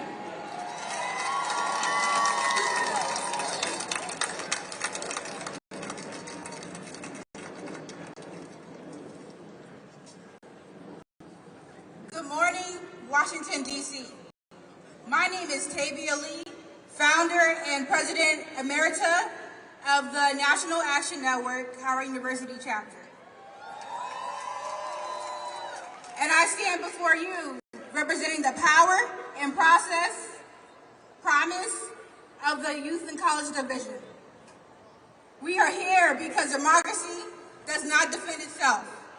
People defined it.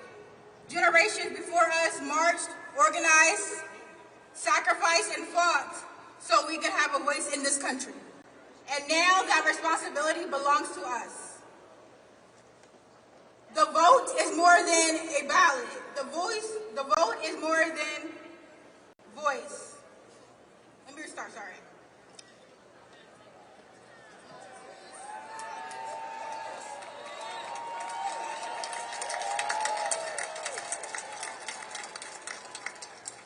The vote is more than a ballot. The vote is our voice. The vote is our power. The vote is our future. At Howard University, we inherit a legacy of leaders who understood that freedom was not simply handed to us. It was organized for, marched for, and fought for. And now it is our turn to lead. For me, this fight is deeply personal. I proudly serve the children of Prince George's County Public School under the leadership of Dr. Sean Joseph, and I have the privilege of teaching extraordinary students at Glendale Elementary School.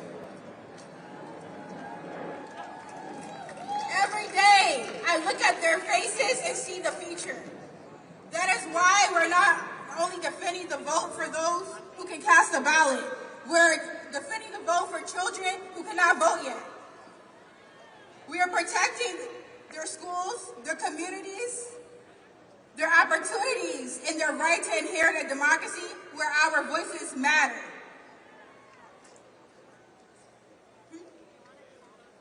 To every young person listening, do not wait for permission to lead. Register, organize, mobilize, speak up, show out, and vote.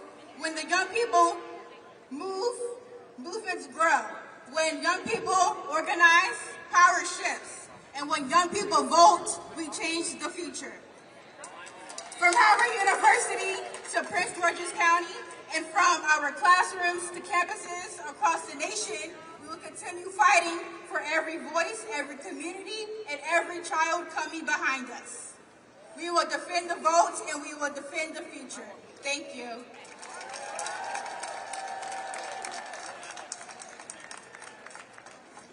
Good morning, siblings. How we doing today? This is the time for a new democracy. This is the time for a new democracy. Family, August the 28th is not just a date on the calendar. We chose August the 28th because today, in 1955, a young black boy by the name of Emmett Lewis Till was lynched in Mississippi. He was 14 years old. And nearly 71 years later, we gather again because the lynching of black people in this country did not end when the rope was taken down. But today, we are witnessing the modern day lynching of our rights in this country. We see voting rights stripped away and democracy made harder to attain, and diversity, equity, and inclusion being dismantled right in front of our eyes. We see higher education becoming increasingly unaffordable while our HBCUs are underfunded and under attack simply for being what the first two words in their history profoundly declaim, historically black. We see black men and women, black boys and girls, black non-binary and queer siblings fighting simply for the right to survive, whose lives and deaths demand that we confront the silence that still exists within our own communities. Some of us have been in the house so long that we have forgotten what the storm feels like. And I have come to remind you that we have not yet arrived. We may have black CEOs, we may have black elected officials, but liberation was never tied to the measure of how many seats we can attain. Liberation is measured by whether we, the people, have those sacred words of life, liberty, and the pursuit of happiness. So I refuse to believe that this storm is the end of our story. I believe that the power belongs to the people, not to the president, not to a political party, not to a billionaire or a corporation, but we, the people. We are not waiting for history to say, look, but we are the storytellers, a new democracy. So when they ask about what this generation did when democracy was under attack, let the record show that we showed up.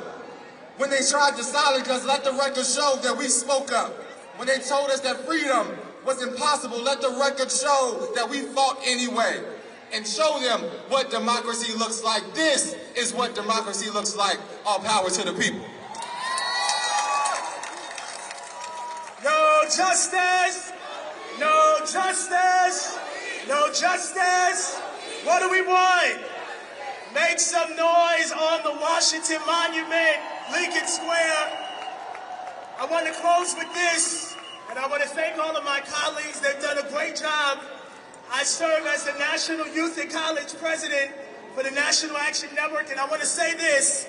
There's a scripture in the Bible that talks about the King Jehoshaphat that was dealing with three armies that were against him. And the Bible says that they went before God in silence and in prayer and in meditation, and that they stood looking up to God, asking God, what shall we do? And the Bible says that God told them to send praise and worship singers, to praise God in the beauty of holiness. And in the midst of that, the Bible says that God sent ambushment against their enemies. And so my pastor is here today, and she preached a message 2 Sundays ago that said God is going to help us win. And so I want to surrender to you today that God is going to help us win. And that even though it looks like we are going through hell, even though it looks like there were so many trials and challenges and tribulation, that God is going to set up ambushment against the enemy. And what is ambushment? Ambushment is when the enemies turn on themselves. So Trump can do whatever he want to do, but it's going to come your day where your own people are going to turn on themselves. There's going to come a day where all your cabinet members are going to wake up one day and have an epiphany, a revelation like Paul on the road to Damascus, and say, I can't kill any more people. And there's going to come a day where your own people are going to turn on you. And so as we are standing here, I want you to remember that we are seeking God, that we are asking God for his direction, and that at the end of the day, that God is going to help us get through this. God bless you all. Let us now welcome Yusef D. Jackson, President and CEO of Rainbow Bush Coalition.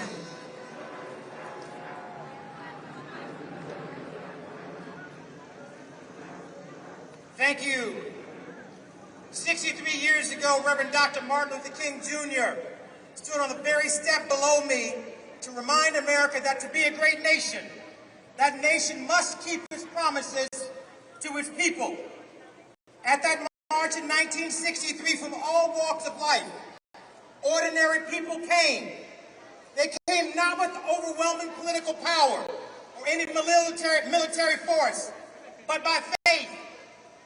Faith in God's covenant and humanity, that if my people, who are called by my name, would humble themselves and pray, seek my face, turn from their wicked ways, then I'll forgive their sins and heal their land. They came humbly with that covenant in their hearts, and with the faith that the dark past taught them, and with the hope that the present had brought them, that through their sacrifice, tomorrow's America would become better than the America we live in today. My father, the Reverend Jesse L. Jackson Sr., committed his life to giving hope to the disenfranchised. He said a great society is measured by how we treat our children in the dawn of life, our elderly in the sunset of life, our sick, poor, and disadvantaged in the sunset and shadows of life. He said that hunger hurts no matter your race, that every child deserves a fair chance, and that when we go forward by hope and not backward by fear, when we reach boldly for coalition based on common ground, when the playing field is even and the rules are very clear, we win. To the over 50 voices who spoke here before me, representing Haitians and immigrants and Jews and Greeks, labor, business, faith, fraternities, sororities, LGBTQ, Latinos, Asian American, and students, to those kids born out of wedlock and raised by their grandma, to those students who got accepted into college but can't afford tuition. He said, you may not have money, but you have dignity. You're God's child. He said, I am somebody. He said, I am somebody. He said, I am somebody. Our coalition is undefeated. We're only vulnerable when we stand alone and divided. We must have the courage to find common ground and hang together, or our adversaries will hang us separately, one at a time. Last time we marched here, we dismantled the legal infrastructure of Jim Crow. We won. We began to close the gaps in health, education, wealth, home ownership, and life expectancy. We won. Economies grew across the South. We won. Perhaps we celebrated too soon. Perhaps we celebrated too long. My generation was born on the second base of civil rights. Not because of our own efforts, but by the grace of God and sacrifice of others. But somehow as the years passed, Should be confused to think we actually hit a double. I love the music.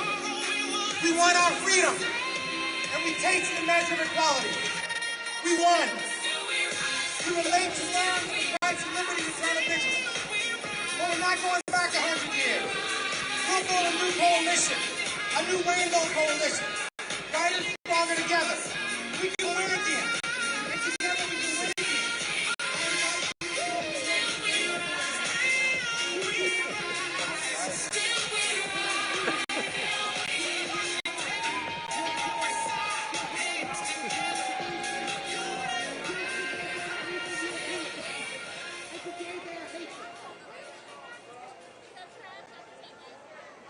Let us now welcome Mark H. Morial, President and CEO of National Urban League.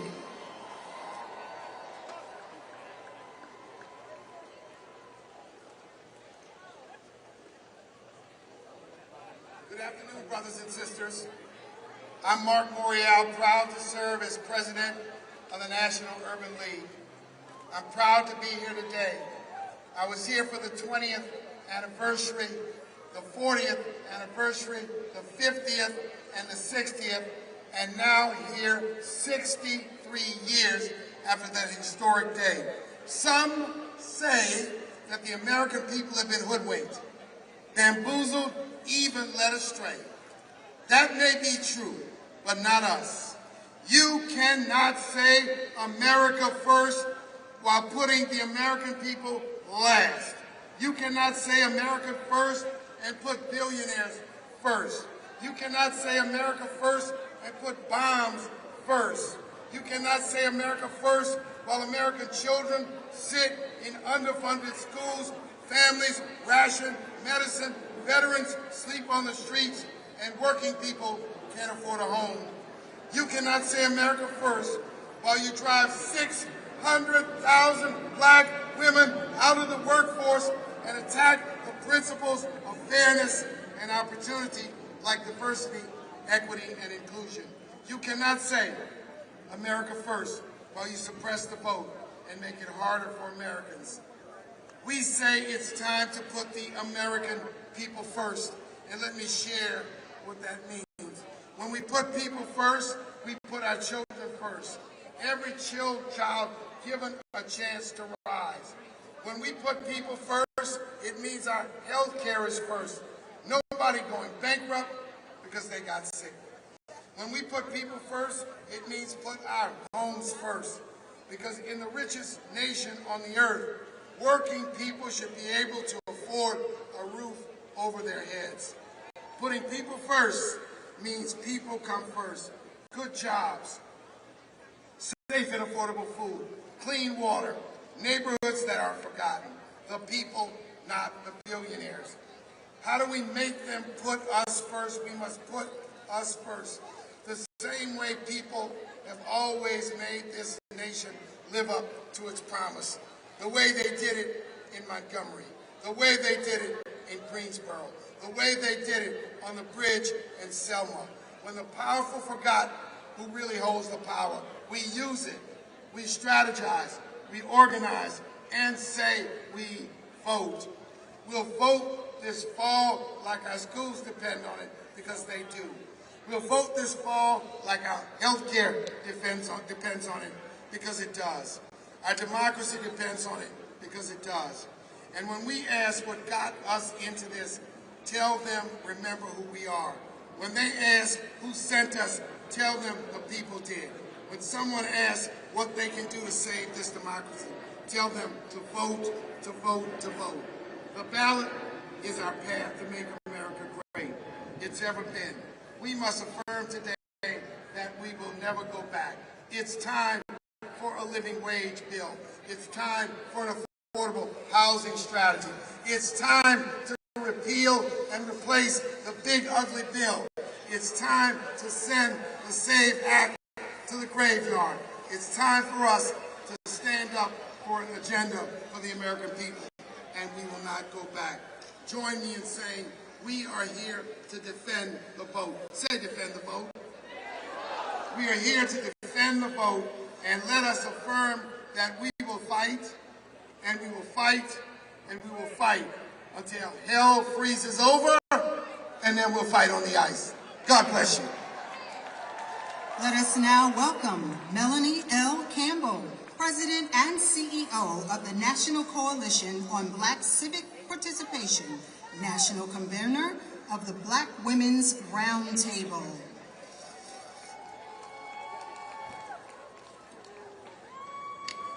Today, we gather to celebrate the 63rd anniversary of the March on Washington, calling for jobs and freedom. Today, we are here to defend the vote. So what does defend the vote mean? Defending the vote means voting rights for all. Repeat after me, voting rights for all. Justice for all. No unjust wars. Defending the vote means liberation. Say liberation. Defending the vote means public education for all. Defending the vote means workers' rights, women's rights, LGBTQ rights. Defending the vote means diversity, equity, inclusion for all. And lastly, I just stopped by to tell the racist white nationalists, we built this country. We will not be erased. We ain't going nowhere. God is on our side. Power of the ballot. Say it with me. Power of the ballot. Say it with the ballot. Power of the ballot. Power of the ballot. We will remember in November who was with us and who was against us. Power to the people.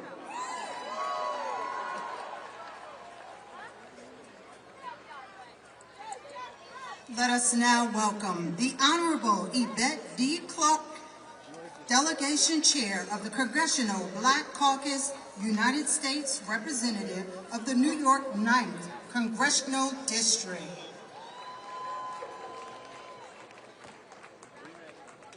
By the way, everything you guys do shakes the camera, FYI, so be real careful.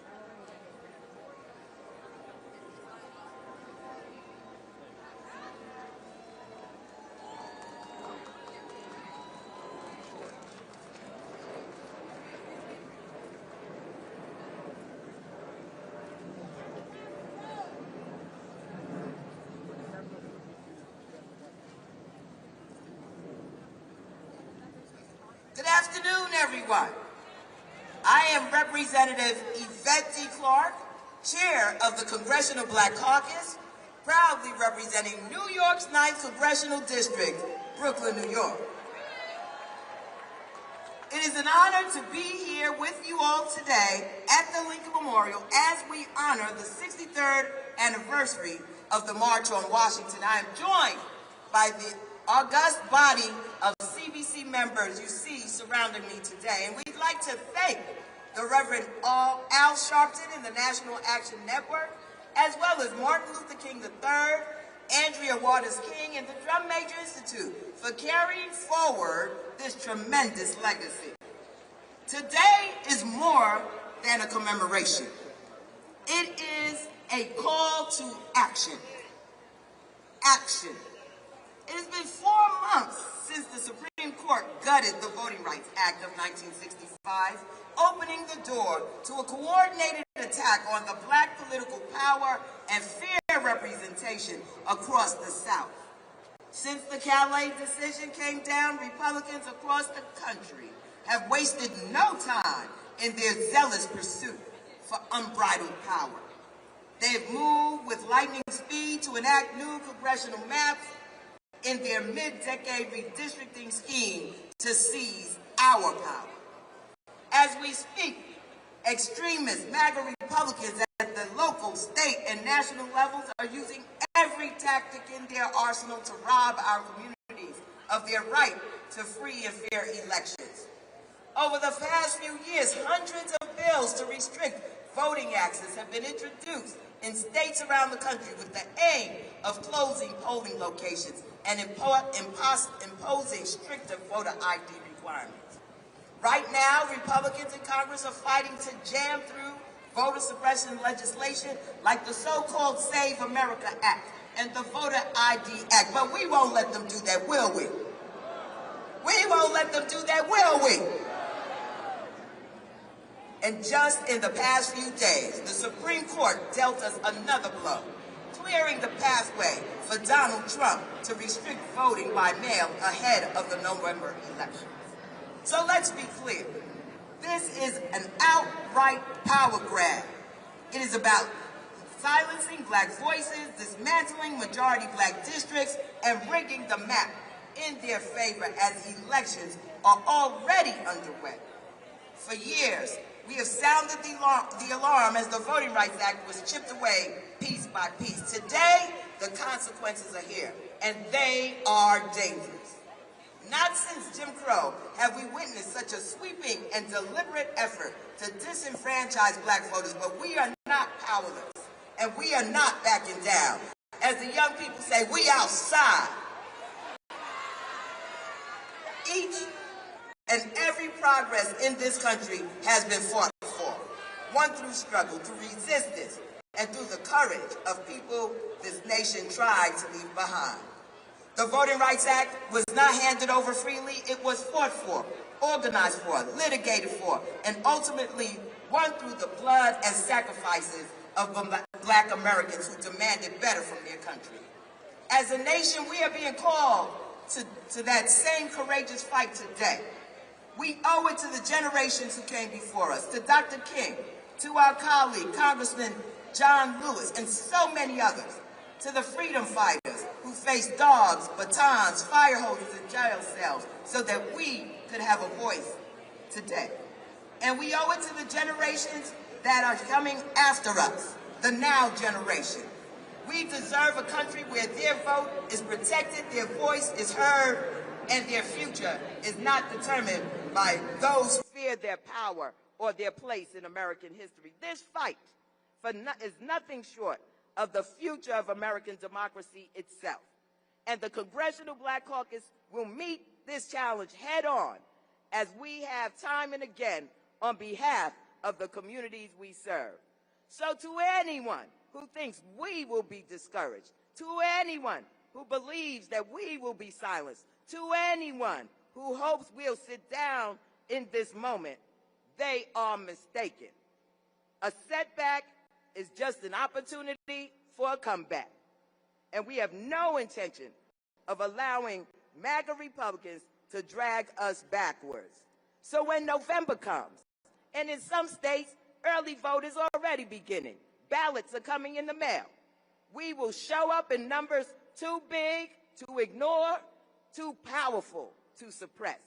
Because our history has taught us that progress is never given. It is fought for and won. We gonna win, y'all. Are we gonna win, y'all? Yeah. Are we gonna win, y'all? Yeah. That is the legacy that we've inherited. And that is the legacy we intend to protect. We are still here. We are still fighting. And together, we will win. So to everyone out here today, let us gear up. Let us get ourselves together. Let's do the work, and let's win. God bless you, and God keep you in the days ahead.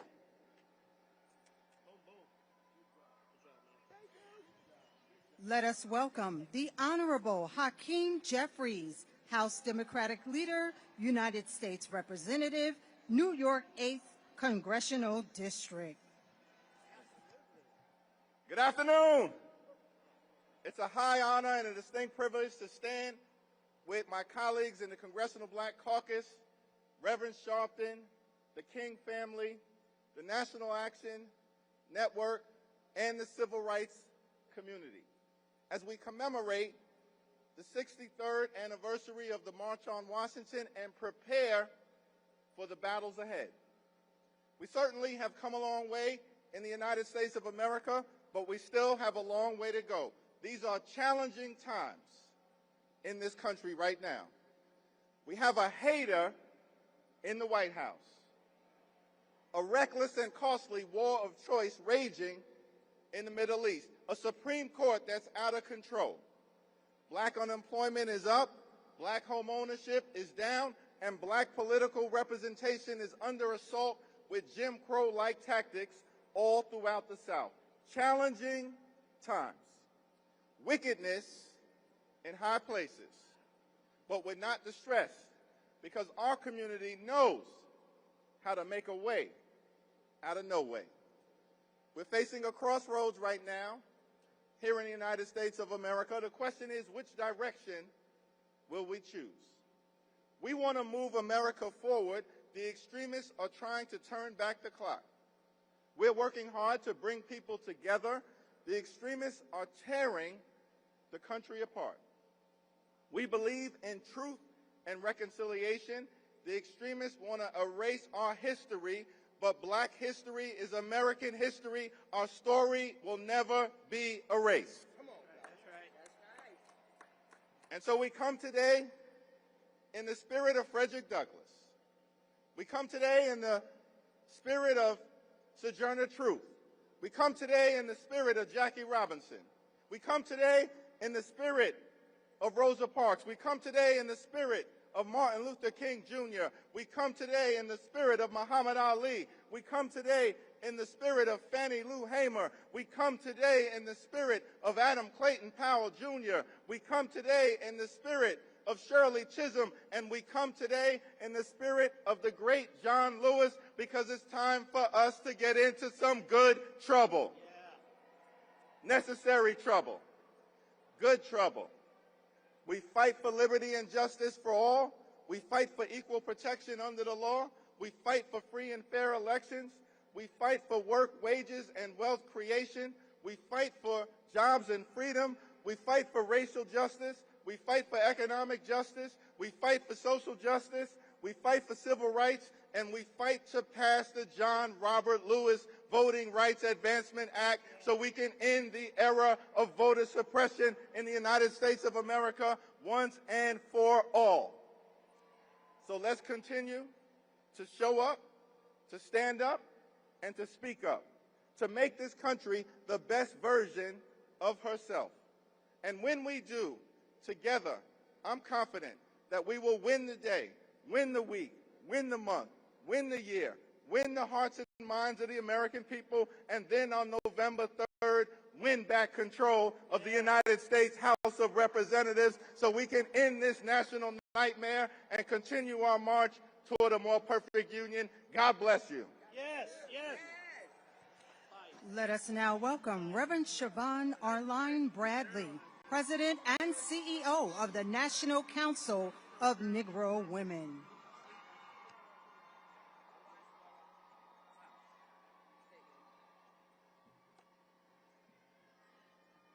Good afternoon, D.C. I stand before you today as the proud President and CEO of the National Council of Negro Women, founded by none other than Dr. Mary McLeod Bethune. Standing before you in the spirit of the iconic Dorothy Irene Height, who 63 years ago today stood on these steps in this proud moment in American history. Now, the only woman's voice that day was the melodic voice of Mahalia Jackson. But although Dorothy didn't have a microphone on stage, she built a movement in the streets. A movement of black women who still stand and understand this assignment. The assignment fostered by Bethune's boldness, Dorothy's dedication, and Rosa's resistance. That NCNW is still here. Black women, we are still here. And now we've got the microphone, because the work is not finished yet. My brothers and sisters, we find ourselves once again having to defend the most fundamental right of our country. And for this, we've gathered on this sacred ground where our ancestors called us to continue. Now, Dr. Height understood something that we understand today, that a march cannot be the end of a movement. So the simple question we have for you today is, after the march, then what? After the speeches, then what? After the signs come down and we leave D.C., what are we going to do? Well, I can tell you what black women are going to do. We're going to organize. We're going to mobilize. We're going to educate. We're going to activate. We're going to demonstrate. And most of all, we're going to agitate this country.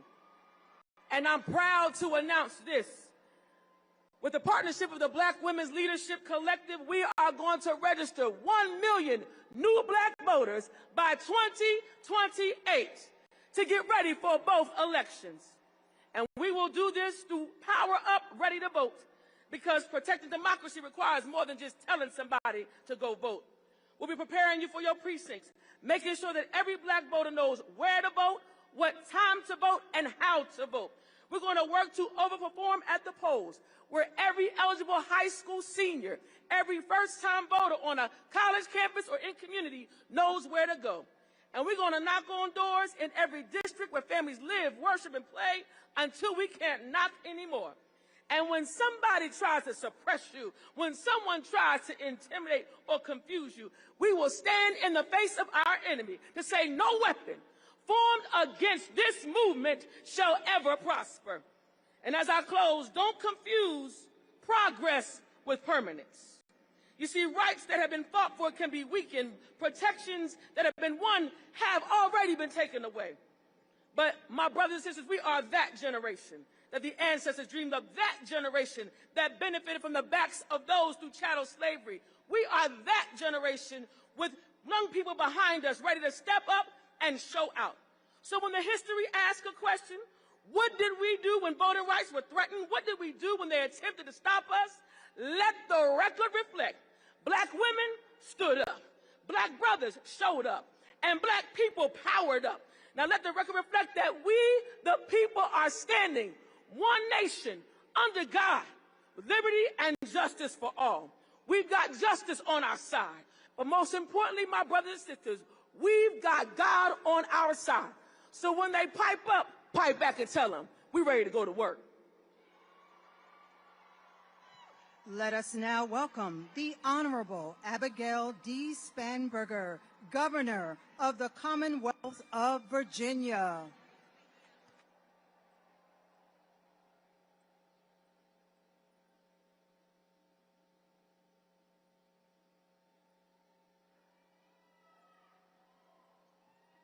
Good afternoon. I am Abigail Spanberger, and I am proud to serve as the 75th Governor of the Commonwealth of Virginia. I was sworn into office in January of this year, and about 6 months into my administration, we made a little news. You see, I had taken the action of restoring the voting rights of 66,000 Virginians. People who had previously been convicted of a felony, had served their time, returned home, and simply wanted the dignity of being able to fully participate in our democracy. The right to vote is about more than a ballot. It's about whether we believe that every person should have a voice in our democracy, and I do. It's about whether we believe our fellow citizens deserve the dignity of being heard, and I do. It's about whether we believe that we can create change when we unite our voices, and I do. And it's about whether we believe that our votes matter, and I know we all do. Right now, in 2026, Virginia is one of 3 states in this country that permanently strips voting rights from citizens with felony convictions. And one person alone has the authority to restore those rights, the governor. The governor has the sole discretion over whether the restoration process is transparent or done behind closed doors, whether it is easy to apply or deliberately complicated. The governor has the sole discretion over whether the voices of some Virginians can be heard at the ballot box.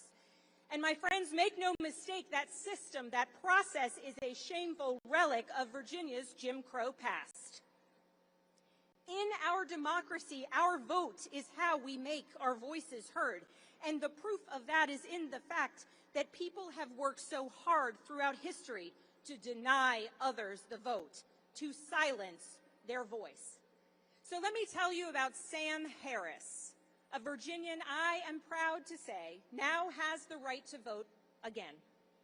I called him in the days after we restored his rights, and he spoke of his pride in being able to cast a ballot to use his voice. He spoke of the responsibility he feels to ensure his young daughter understands just how important voting is. And he spoke with reverence for his restored right to vote because it's, quote, something my ancestors died for. Because for as long as there have been people trying to silence others, there have been generations of Americans fighting for the rights of others.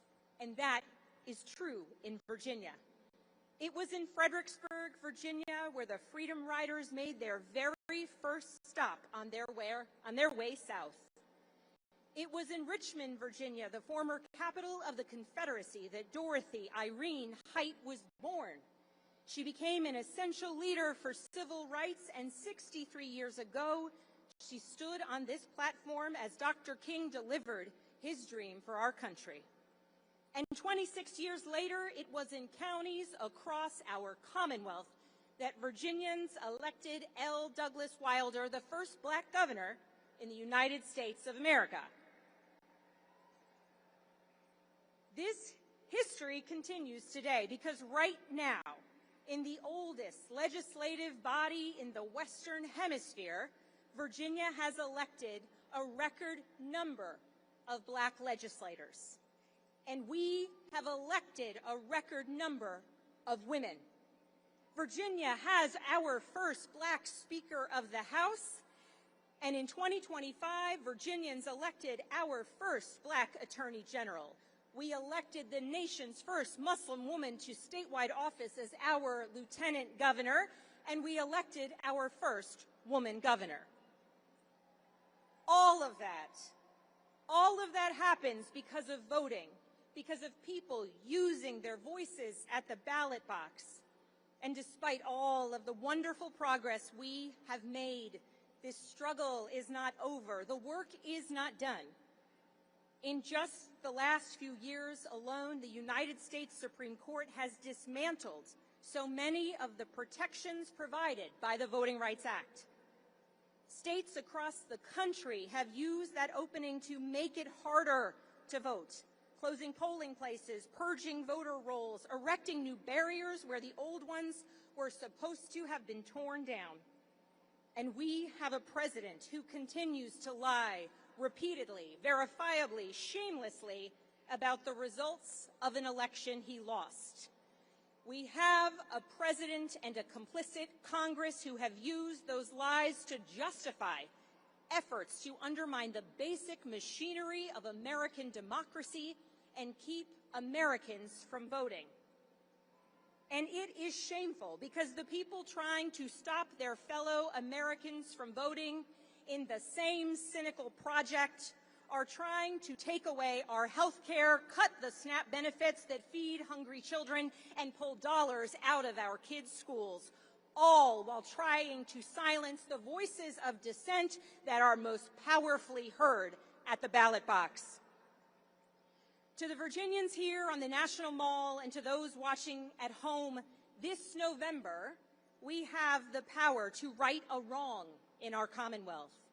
If you believe, as I do, that someone who has paid their debt to society and is working hard to create a new life deserves the dignity of having their right restored, vote yes on Virginia's constitutional amendment to ensure automatic restoration of voting rights into the future.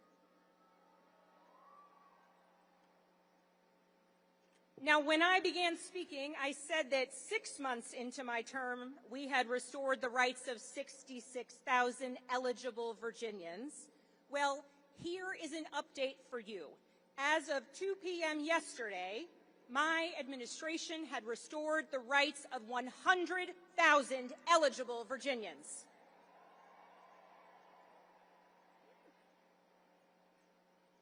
As we leave this place, let us view today's call to action, to organize, to vote, to believe, and even dream as our responsibility to ourselves, to our children, and to our ancestors.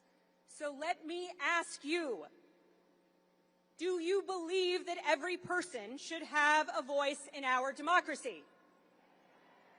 Do you believe our fellow citizens deserve the dignity of being heard? Do you believe that we can create change when we unite our voices? And do you believe that our votes matter? Well then, my fellow Americans, let's vote this November and let's win.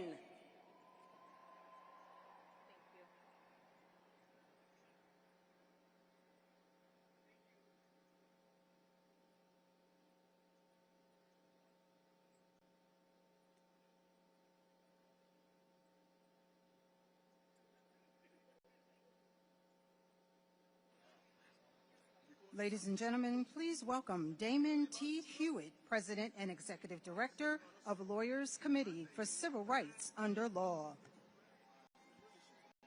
Good afternoon, civil rights. Good afternoon, America. We are here. We've been here. We're going to be here. I am Damon Hewitt, President of the Lawyers Committee for Civil Rights Under Law, an organization founded in that pivotal summer of 1963. Y'all, that was a heck of a summer, a heck of a year. The March on Washington, we lost 4 little girls in Birmingham later that year. President Kennedy was assassinated. Medgar Evers was assassinated in the driveway of his own home. But just days after that, JFK convened leading lawyers from around the country to the White House to get into the game on civil rights. That created the organization I now lead, the Lawyers Committee for Civil Rights. So in 1963, we had elected officials obstructing justice and civil rights. We had black civil rights workers and white allies in fear of our safety and our livelihoods. We had racist elements in government and in the private sector running roughshod over everything we hold dear. That was 1963, but that's also right now. We are in a 1963 moment. We are having our votes suppressed, our voices suppressed. We're being gerrymandered out of existence. The question is, what are we going to do about it? My friends, we cannot just fight back. We also have to fight forward. What got us here will not get us there. At the Lawyers Committee, we fight inside and outside the courts. Litigation, advocacy, policy, working with organizers, because we need all hands on deck to push this fight forward. Here's what I want to leave you with. This election season, but round the clock, round the year, do not take your votes or your voices for granted. Use everything you have in your power to be heard. Register, make a plan, vote. Use the resources like election protection and the 866 I Vote hotline for help. But keep this in mind. All the things they've been trying to do to us, some of them may feel new, some may feel familiar. But this is not the end of our story. Say it with me. This is not the end of our story. If you believe that, if you say that, and you act like you know, then we will fight and we will win. Love you.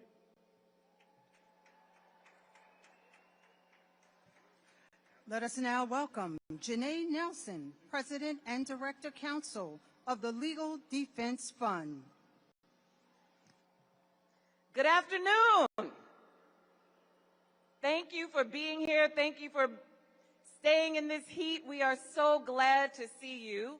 I'm Janae Nelson, President and Director Counsel of the Legal Defense Fund.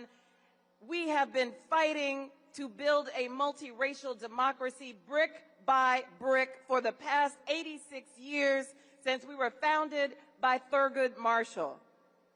Last October, I had the honor to represent black voters from Louisiana in the Supreme Court to present their vision for an inclusive democracy that delivers for everyone.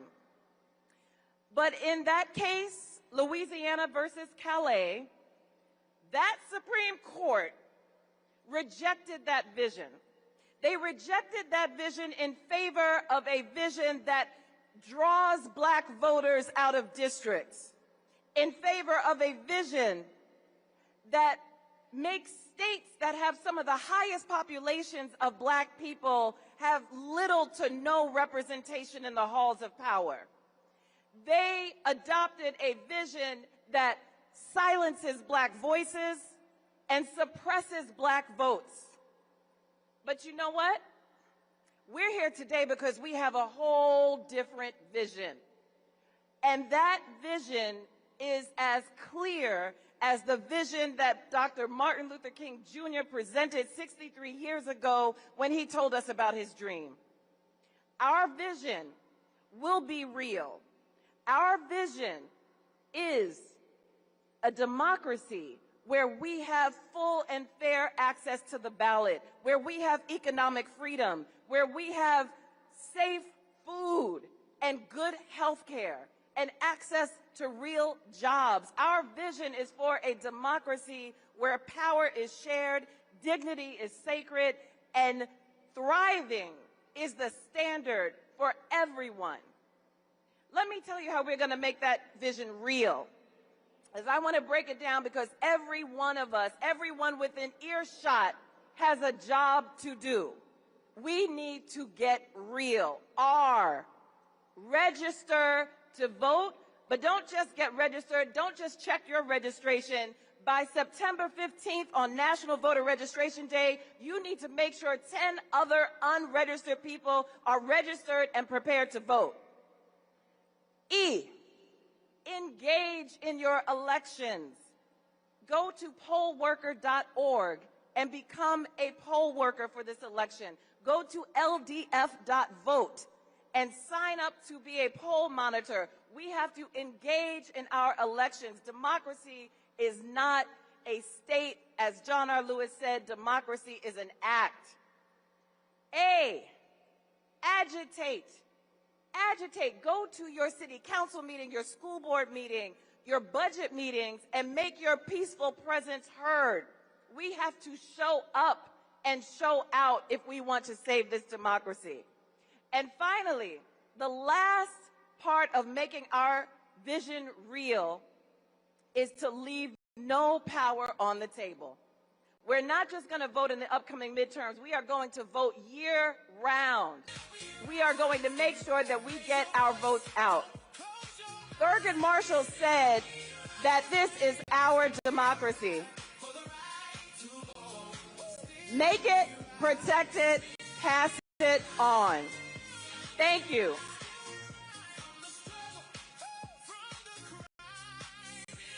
Let us now welcome Yolanda King, Arndrea Waters King, President of the Drum Major Institute, and Martin Luther King III, Chairman of the Board of the Drum Major Institute.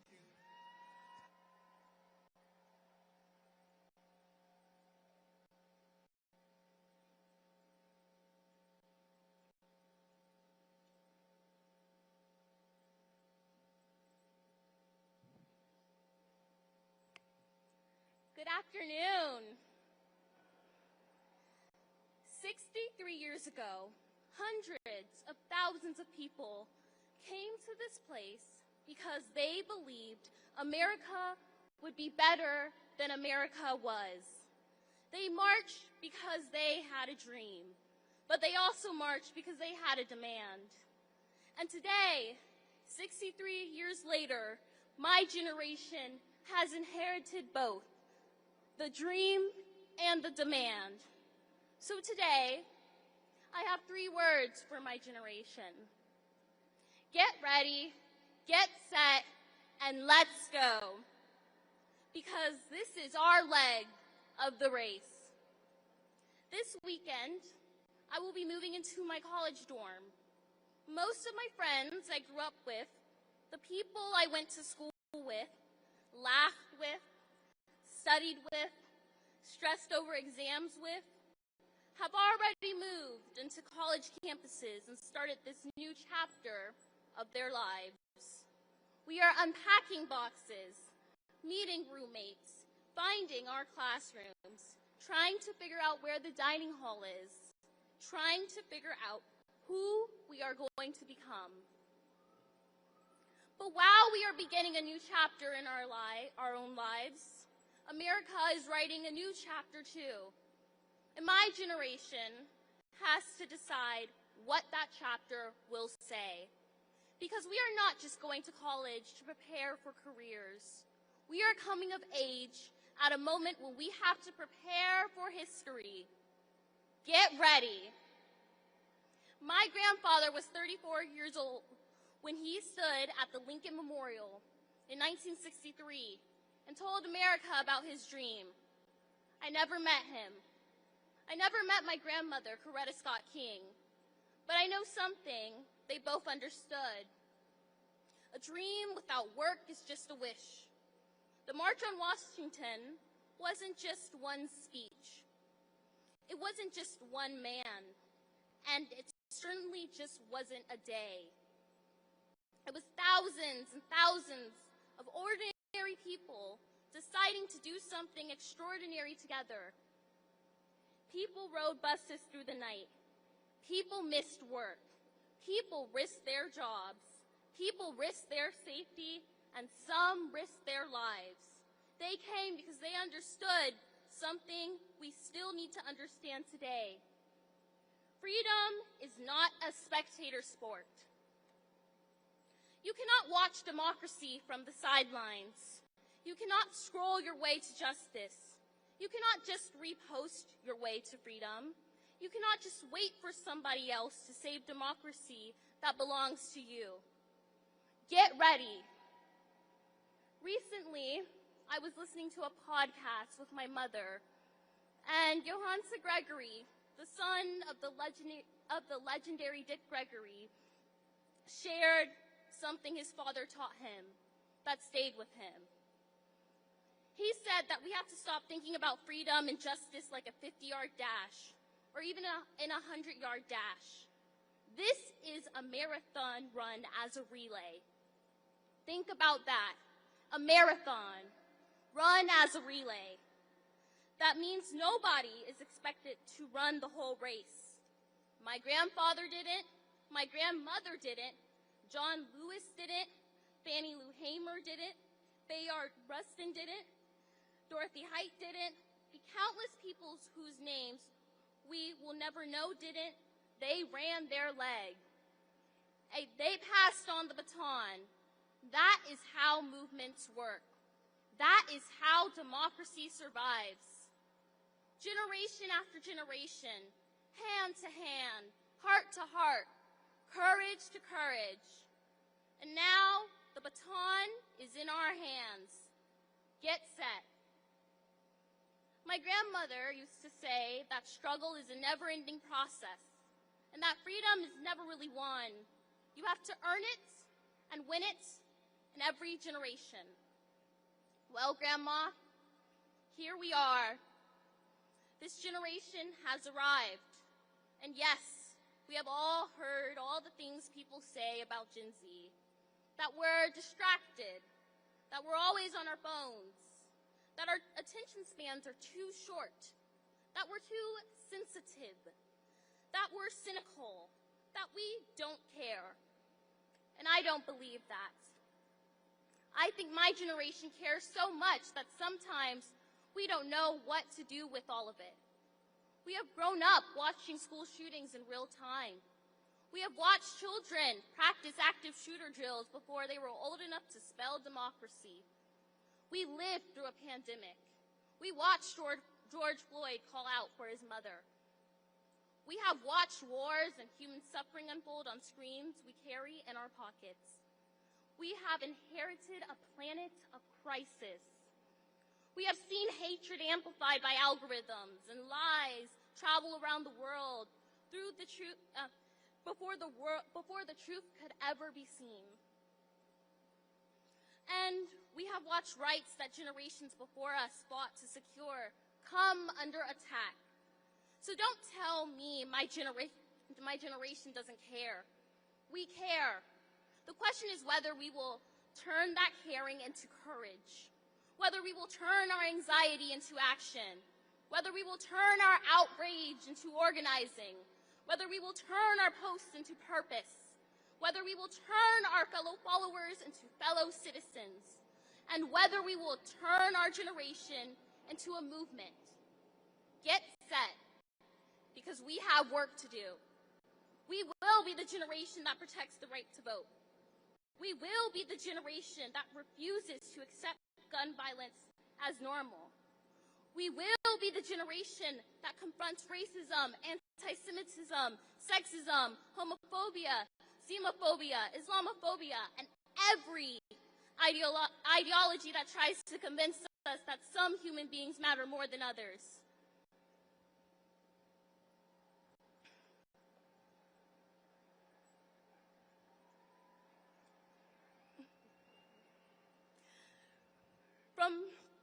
From a young age, my parents have always taught me the power of affirmation. And so today I affirm that we will be the generation that fights poverty, not poor people. We will be the generation that chooses the planet over profit. We will be the generation that understands that democracy does not belong to solely Democrats nor Republicans, but rather democracy belongs to the people. And we will be the generation that chooses democracy over division, truth over propaganda, community over chaos, and love over hate.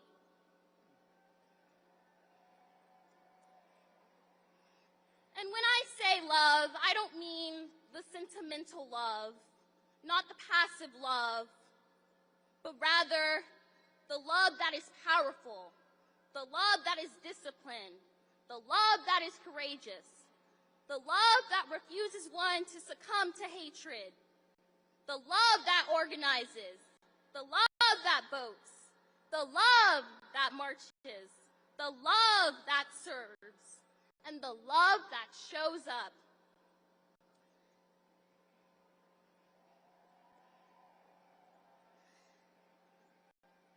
Because nonviolence was never about doing nothing. Nonviolence is about refusing to surrender your humanity while fighting with everything you have for justice. And so, let us go. Go register. Go vote. Go organize. Go volunteer. Go serve. Go build. Go create. Go disrupt injustice. Go sit at tables where decisions are made. And when there isn't a seat for you, bring your own chair. And when there isn't a table, build one.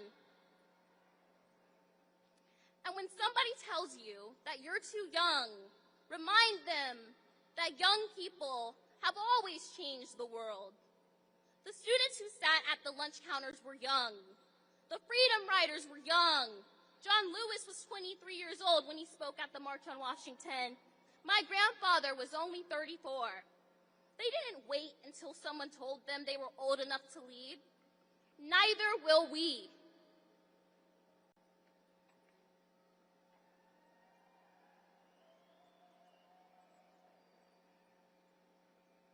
I do believe that we will be a great generation. But being a great generation is not something we get to declare. It is something we have to prove. We prove it by what we build. We prove it by who we protect. We prove it by whether we show up when someone else's rights are threatened. We prove it by refusing to confuse popularity with leadership. We prove it by understanding that justice is not something that we inherit. Justice is something we practice. 63 years ago, my grandfather told America, "I have a dream." Today, I want my generation to say something back. We hear you. We know the dream was never finished. And we know you were never asking us to simply remember you. You were asking us to continue. So we will. We will pick up the baton.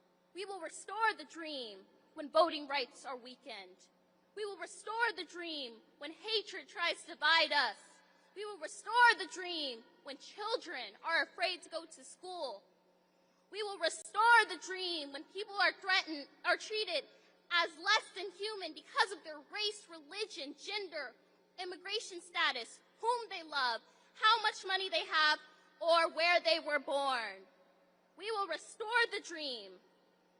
And when somebody tells us the problems are too big, the divisions are too deep, the system is too broken, and our generation is too young, We will tell them, watch us. Because the people who marched here 63 years ago did not just give us a finish stream. They gave us a baton. And a baton is something you do not just simply frame and hang on a wall. You run with it. So to my generation, get ready. Know your history. Know what was sacrificed for you. Know that freedom was never free. Know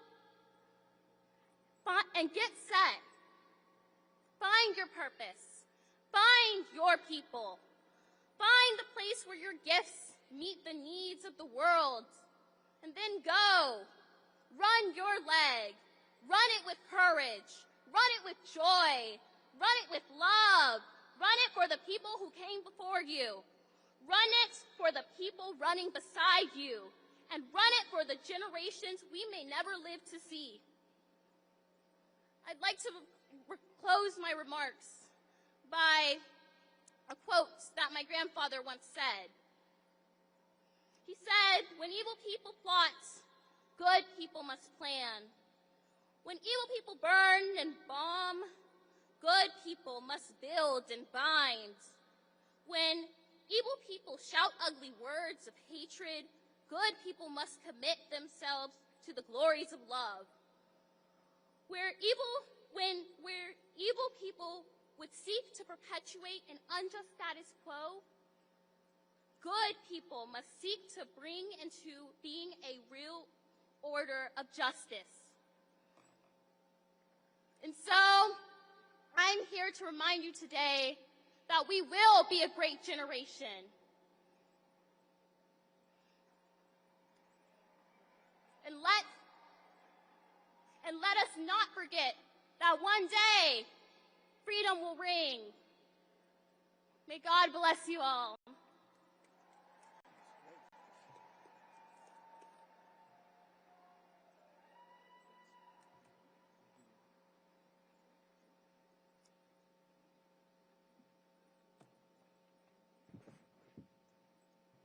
Good afternoon. You know, as we observe this 63rd anniversary, I want to first thank all the parents and those who are teaching our children, because a nation is judged by how it treats its most precious resource. And certainly, our children are our most precious resource. Today, we have the opportunity to know history, because the people that do not remember it are doomed to repeat the mistakes of the past. Unfortunately, we are in the midst of a disgraceful attempt by some politicians to return our nation to the days of unchecked racism, murder, selfishness, and greed. On March 31st, 1968, my father, Martin Luther King Jr., delivered his final sermon at the Washington National Cathedral, entitled "Remaining Awake Through a Great Revolution." For those of you who are not familiar with that story, it's about a man named Rip Van Winkle who fell asleep for 20 years and didn't recognize what had transpired during his nap. In that message, Dad stated the real tragedy of the tale wasn't that Rip slept for 20 years. The tragedy was that he missed the opportunity to affect change in his community during a major transition from King George to President George Washington. Well, it's now 2026, and we have dictator wannabes who try to minimize, with a silly focus on semantics, the vital importance of our being aware or awake, if you will, to the many unjust and inhumane changes taking place now and over the last 20 years. We thank God that our ancestors repeatedly woke up building this nation. They woke up with courage and faith to speak truth to power and get into the kind of good trouble that the late John Lewis talked about. that helped to open doors for the marginalized across the country, regardless of race, age, or gender. The fact that we still have to fight to maintain and renew voting rights in this country is beyond abysmal and a truly national disgrace. If some don't change their ways, it won't be long before we all experience the discomfort of the divine judgment that God has promised. If we turn back to Him with obedience and to His will, to God's will, mercy and grace can indeed protect and keep us from killing one another. Three of the major transformations that Dad prophetically spoke about in 1968 are the same concerns we face today. We have a technology revolution driven by automation. We have data centers and driverless cars, but minimal support for local farmers, certain school systems, military veterans, poor neighborhoods, senior citizens, and single parents. We need to be asking, what is wrong with us? We are much better than the behavior we are exhibiting. Secondly, he said that we have a weaponry revolution that includes the ability to annihilate one another from the world. And many times over, if we fail to seek God's wisdom to lead with love. My mother, Coretta Scott King, said that nonviolence is really the only credible response to the violence that we are seeing around the world. She was right about it both then and now. We cannot forget the occasions like May 4th of 1963, when the children in Kelly Ingram Park were marching down the streets of Birmingham, and Bull Connor said, "Turn on the hoses," to the firemen, and the only thing that came out were drips of water. That was God's divine intervention. And when those children left, the fire hoses were restored, which was knocking people all over the ground. Nothing less than the power of God in answered prayer. The third comparison that Dad made in his sermon was that Rip Van Winkle slept through a nationwide freedom explosion. In 1863, President Abraham Lincoln was pressured into signing the Emancipation Proclamation. However, it took the great state of Texas over 2 years to enact that legislation and abide by the law. Therefore, it is imperative that we keep celebrating Juneteenth and teaching our rich pre- and post-slavery history worldwide. Our challenge is that no matter how hard some may try to reverse the political process, we must remain diligent and politically involved on a variety of levels. Voting is our reasonable service and appreciation for the sacrifice of community and political servant leaders.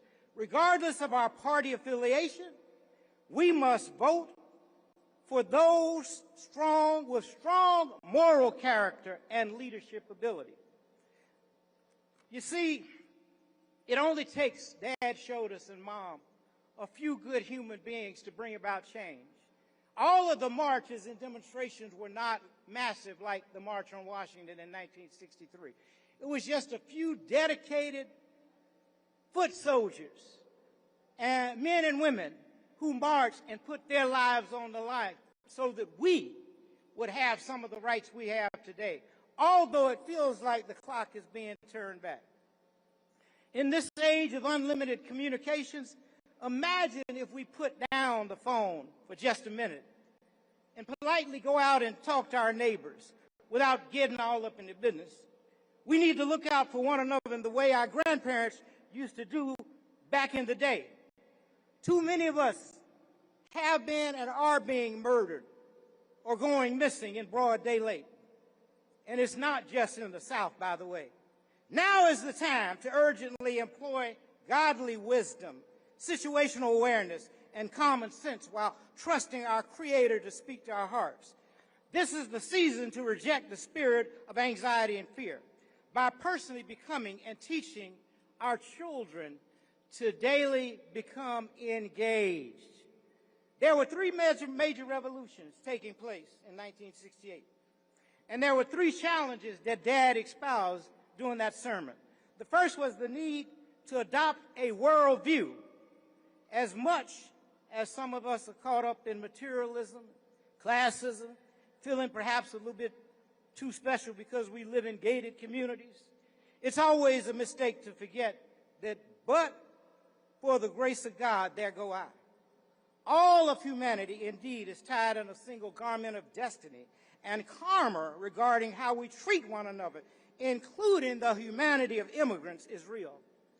There's a saying, the chickens have so-called come to roost from time to time on one occasion or another because of the seeds that America has sown around the world. But to walk humbly before God, to show the kind of wisdom and love for humanity that would cause God to be pleased with all of us. The second thing Dad called for was an end of racism and poverty.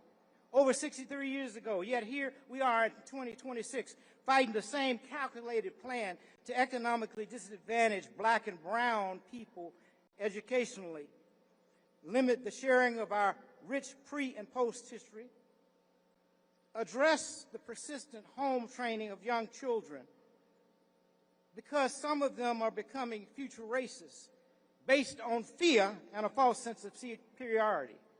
I won't bother here to fully address it all, but address the madness of those who are so full of low self-esteem that they have a kind of coon alert put on them. The final challenge that Dad put forth in the sermon is the need for us to reject inevitability. The future may not look bright at this particular moment, but we don't have to worry if we have a personal relationship with God. Don't worry. Certainly we have to pray. We have to watch, pray, and act, in fact. And that's what this is about. Not just watching and praying, but acting. So human progress, Dad said, does not roll in on the wheels of inevitability. It requires the tireless work of dedicated people of all races willing to stand up for justice. Like Medgar Evers did. Like Malcolm X did. Like Julian Bond did, like so many other nameless individuals did. Dad used to call them foot soldiers.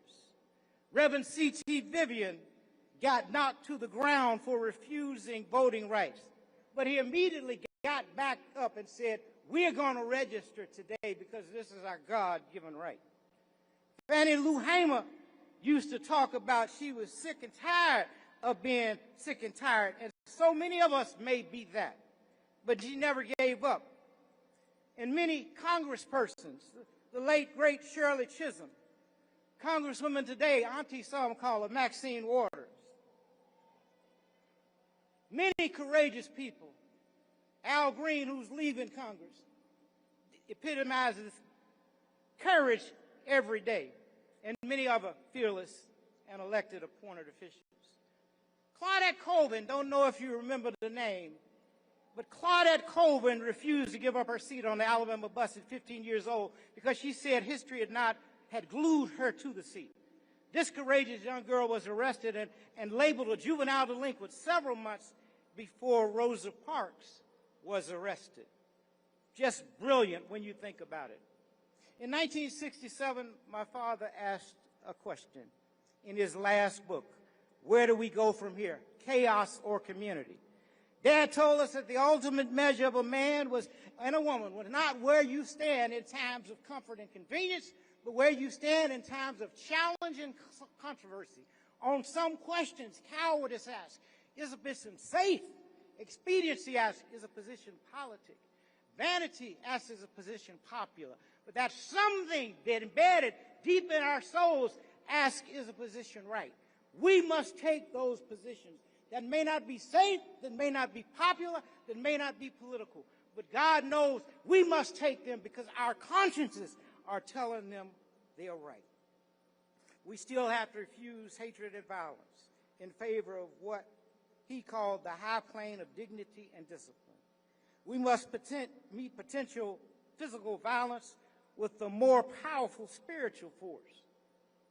And then we got to wait out those triple evils of poverty, racism, and violence. I never thought I'd live in a time where companies and a human being had accumulated over $1 trillion, and yet not one of them has said we're going to dedicate some of these $1 trillion to wipe out poverty. We could, if we chose to, wipe it out tomorrow. But the nation is not choosing that. We have to stand up and demand the things that are good, just, and right for all people. So I say to you in closing, and as I close, I got to recognize my classmate who has done so much in the film and television industry over the years, my classmate from Morehouse College of 1979, Brother Spike Lee. I got to say, always good to see Brother Spike Lee. But I say to you, don't get tired. I know we are tired. I know we are beat down. I know we don't know what else to say or do, but I am no ways tired. Why? Because we come much too far from where we started. You see, no one ever told any of us that our roads would be easy. But what I know is our God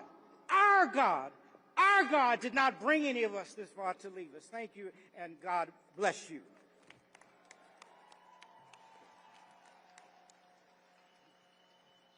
Let us now welcome the president and founder of National Action Network, the Reverend Dr. Al Sharpton.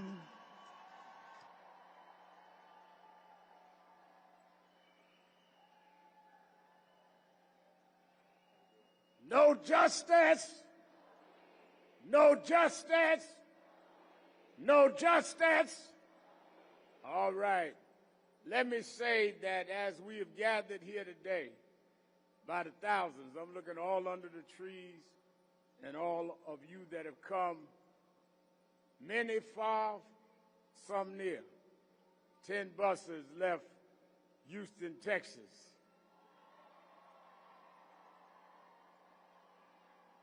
Many from other states. I don't want to get in a roll call.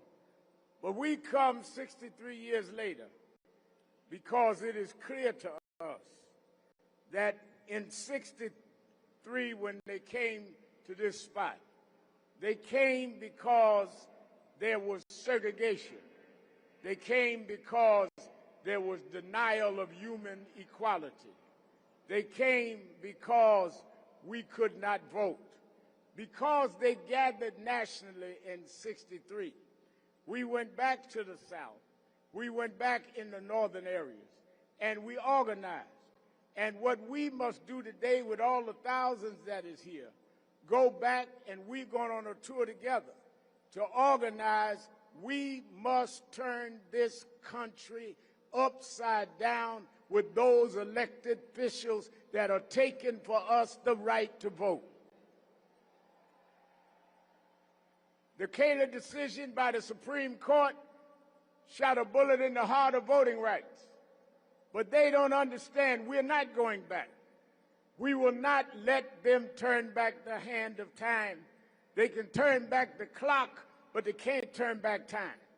And if we go and organize and go home like they did August 28, 1963, and organize, we can put a handicap on the most biased, bigoted presidency that we've seen in a long time.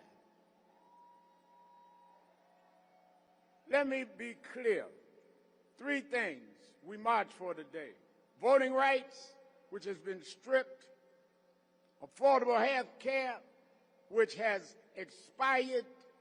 And we fight for diversity, equity, and inclusion, where we must be considered at the workplace and at the executive hall and in government agencies. So I encourage you to stay online with us so we can lay out where we're going and how we're going. We're going to march to the Martin Luther King Memorial, but I've invited some special guests that's going to speak to us, and then we're going to march. Let me say that if there are those that of another persuasion watching, don't pervert the dream, because after you dream, you wake up, and you confuse those of us that have dreamed the dream with being woke. We're woke with the dream. Don't apologize for being woke. Apologize for dreaming and staying in the bed. Apologize for dreaming and laying there acting like you are all of that. We are woke because we woke up with a dream in mind, and we're in Washington, D.C. to proclaim the dream is still alive. Lastly, someone said to me, Reverend Al, y'all are going to have it at Lincoln Memorial? I said, yes, we're going to have it where Dr. King and others stood. They said, but they are changing and they're doing things to the reflection pool. I said, well, that to me is equal to what is happening in the White House. They're trying to find something wrong with our reflections. They don't want us to reflect. That's why they're taking black history out of schools. They don't want us to reflect. That's why they're taking our names and pictures down at the Pentagon. They don't want us to reflect because they don't want us to see that despite slavery and economic exploitation and segregation, we rose and became president of the United States. They don't want us to reflect. Ain't nothing wrong with that pool. You got the wrong people working on the pool. And we got the wrong people working on reflections. We reflect today freedom fighters. We reflect today color barriers. We reflect today at the reflection pool that we didn't win a bid. We won a mission, and we're going to stand up and not fight back.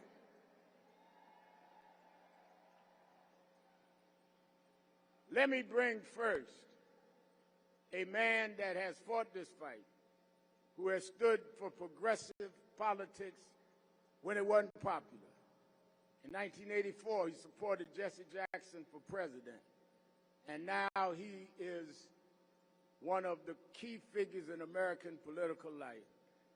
He wanted to be here with us, and I wanted him to have words for us. From the state of Vermont, Senator Bernie Sanders.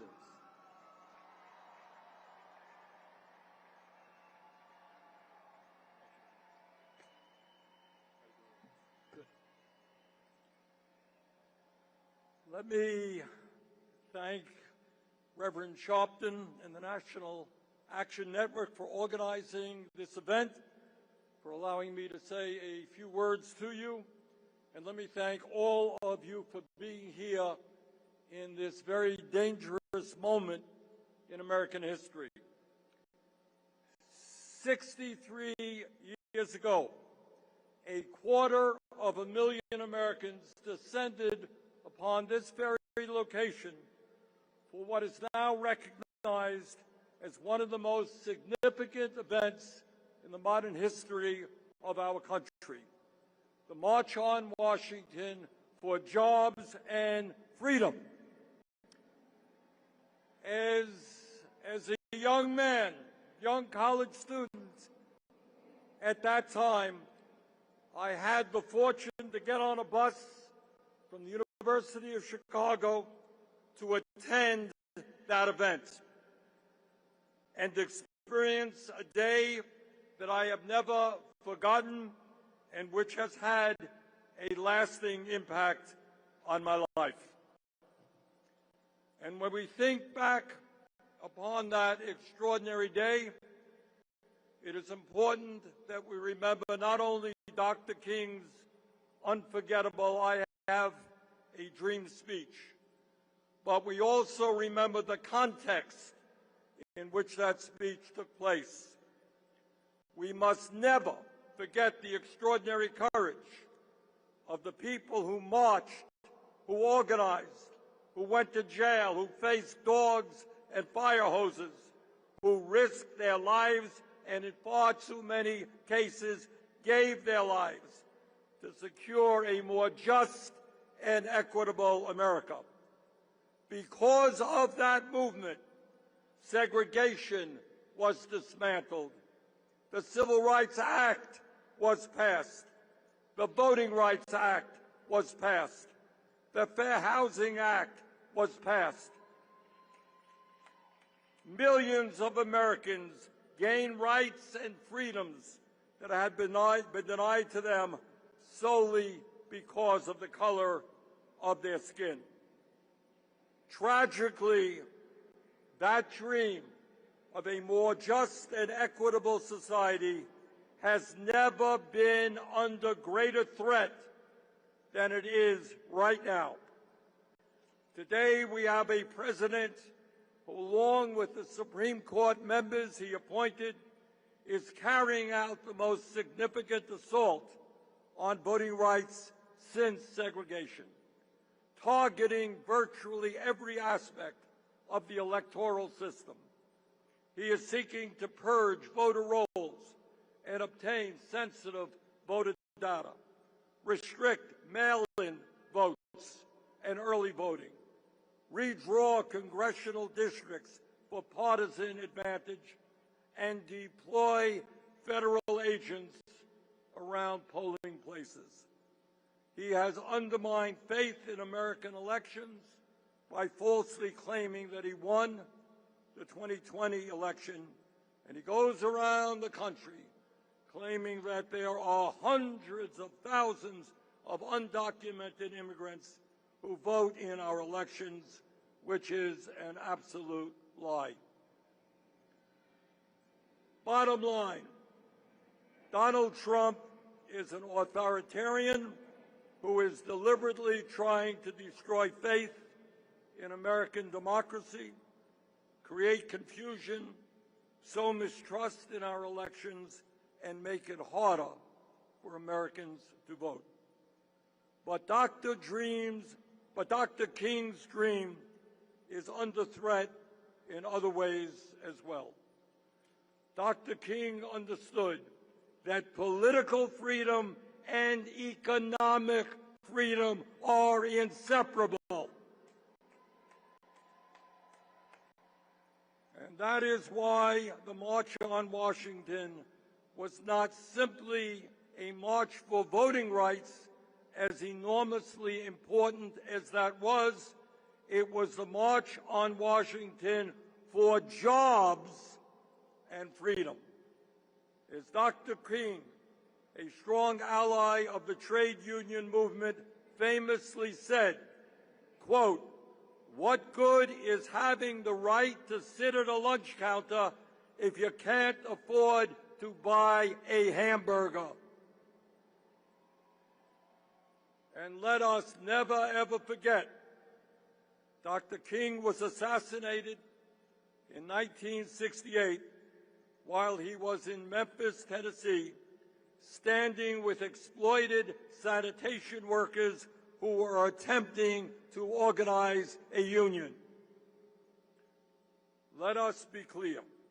It's not only voting rights that are under assault today.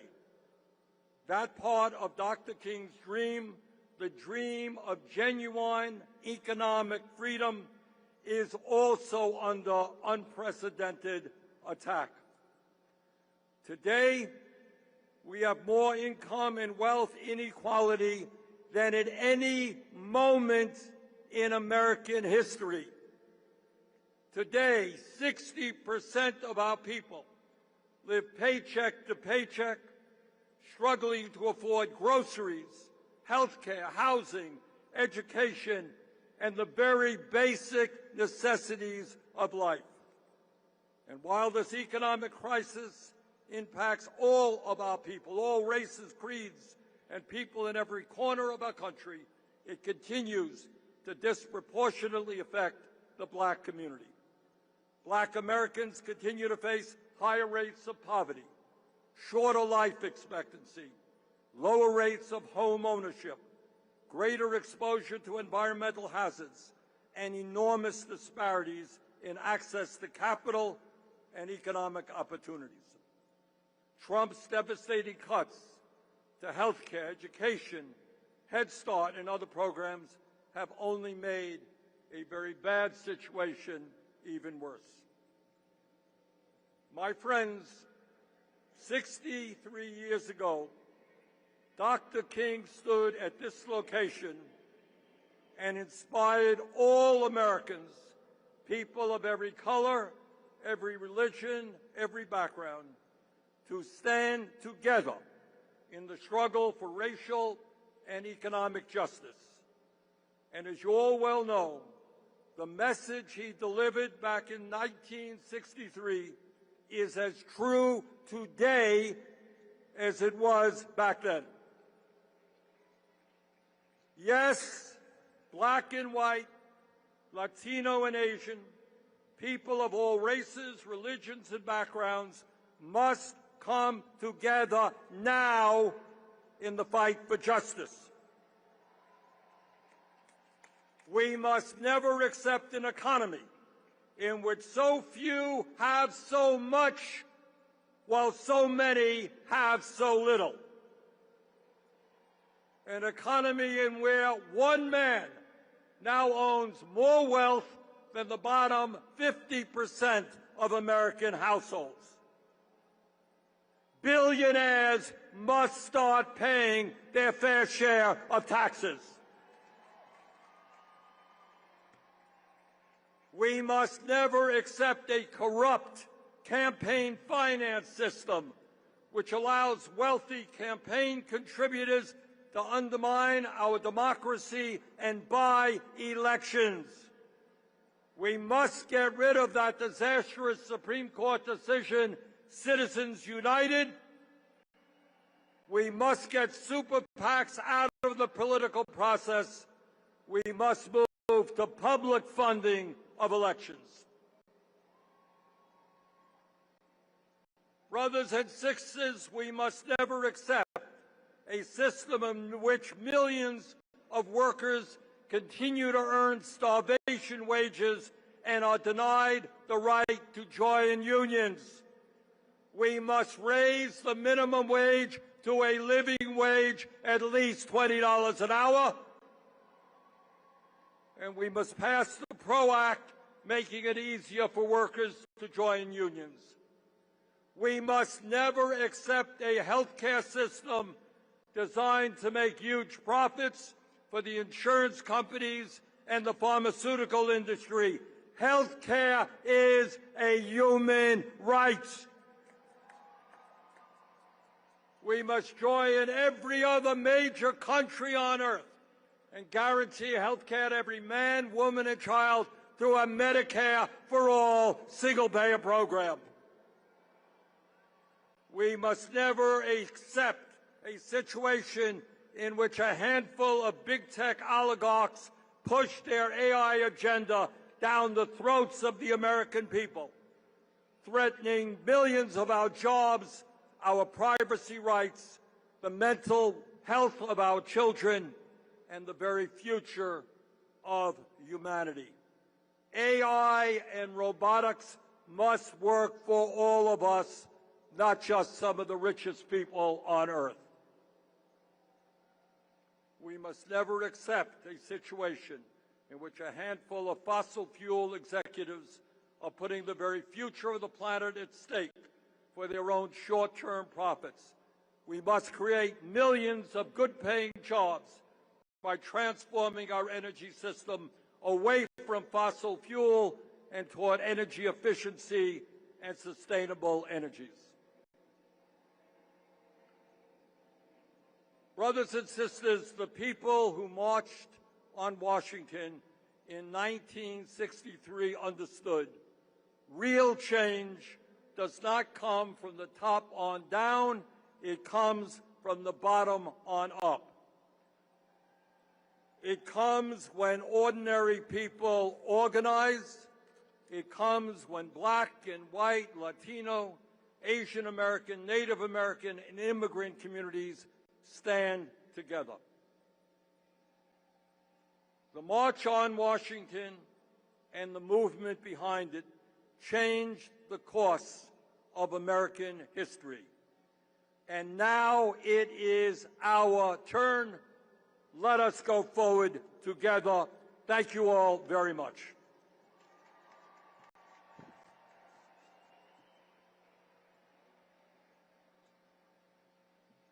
Now let me bring to the stage a sister beloved who has stood up on these issues.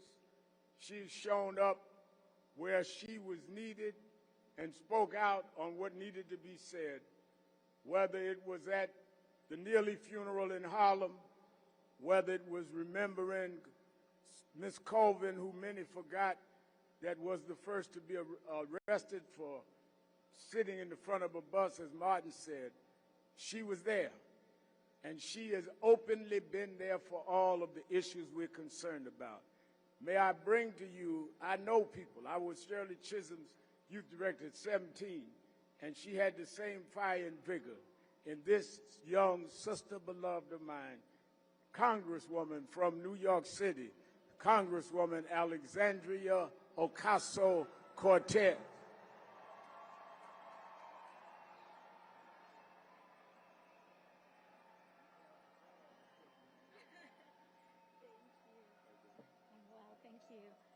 Good afternoon, everyone. How are we doing today? My name is Alexandria Ocasio-Cortez, and I am so honored to be here today. 63 years ago, hundreds of thousands of Americans gathered right here and changed the course of our nation's history. But what made that day possible began long before anyone arrived in Washington. Before postal workers, professors, domestics, and organizers gathered here, they started to build something together at home. Before a movement changed the law, it organized to build power. And before America could realize a new vision of freedom, the people had to first imagine it and refuse to let it go. That took a particular kind of prophetic genius, the moral clarity to know what we, the people, deserve, the vision to see what America can become, and the strategy to bring it all together. That prophetic genius was everywhere in the movement that built this march. Bayard Rustin, Ella Baker, Dr. Martin Luther King Jr., Dorothy Height, and one of my personal heroes, A. Philip Randolph. You see, A. Philip Randolph understood something radical, that black freedom, civil freedom, and all of our full freedom requires economic freedom. Because if we cannot exercise our most basic rights, a shelter to grow a family in, food to sustain our lives, and an education with which to flourish, then it is no freedom at all. It is tyranny. Randolph taught that racial injustice wasn't only enforced through civil segregation. It was enforced through an economy that depended on black labor while denying black workers their fair share. Randolph organized the Brotherhood of Sleeping Car Porters against one of the most powerful corporations in the United States. And by 1963, Randolph and so many others had brought hundreds of thousands of people to Washington to demand that America finally deliver on its promise of freedom. He put it plainly, freedom is never granted, it is won. Justice is never given, it is exacted. Brothers and sisters, these drum majors for justice, just as you all and countless others today, were not handed a movement. They have always had to build one. And when they came here 63 years ago, they came with demands. They demanded the right to vote, an end to segregation, and fair housing. They demanded a federal jobs program, a higher minimum wage, and an end to discrimination in employment. Because together, those words carried a profound idea, the March on Washington for Jobs and Freedom, that freedom is both political and economic. And that movement changed what was possible in this country. We got the Civil Rights Act and the Voting Rights Act. And that is what paved the way for Head Start, Medicare, Medicaid, and food assistance. Because the civil rights movement is the foundation for a great society, a new era of social and economic progress. That was an extraordinary achievement, and we are living in the legacy of it today. But their vision went further than their victories. Because America may have agreed to open the lunch counter, but it never committed to us affording the meal. And that is our work today, as we defend the foundation that our foremothers and our forefathers built. You see, they gave us a piece of the freedom, but 63 years later, we are still fighting to afford it. America is wealthier today than it has ever been, and yet millions of Americans work every day to struggle to afford the basics. This is not simply an economic failure. It is a moral and structural one, and we must refuse to accept it. So let's be clear about the country that we are fighting for. We, the people, demand full, protected, and restored voting rights in the United States of America. We, the people, know that means we must respond to the arsonists redistricting the South with an organizing, legislative, and civil strategy of our own to dismantle their injustice and liberate the potential of our full civil liberties in all 50 states of the United States of America. We, the people, demand guaranteed health care for every American as a right and not a privilege. We, the people of the United States of America, demand that one job with no need for overtime should be enough for our most basic needs, which also include rest. And we must recognize that that can only happen in an economy where Black women are not the first to be pushed out and the last to be brought back in. There is nothing new about these demands. They belong to the same fight and the same heritage that many gathered here 63 years ago. And we are not alone. Just as it was then, our ability to win depends on our ability to vote. Republicans know this. That is why the Supreme Court's decision to weaken the Voting Rights Act matters so much, because they know that when Black Americans exercise their full political power, we unlock progress for all of America. And that is what they are trying to hold back. But there is a tide rising in this country, brothers and sisters. They can put obstacles in our path, but they cannot turn us back around. And this November, the first of many tides is coming to respond to every right they are trying to take. And it is coming to fulfill the promise that hundreds of thousands of heroes carried to these grounds 6 decades ago. It is now our turn to summon that collective genius, to look beyond the limits of this one moment and to see further, to demand more, and to organize toward the future we know is possible. The tide is coming, and this time we intend to win it all. Thank you very much, and I'll see you out in the streets.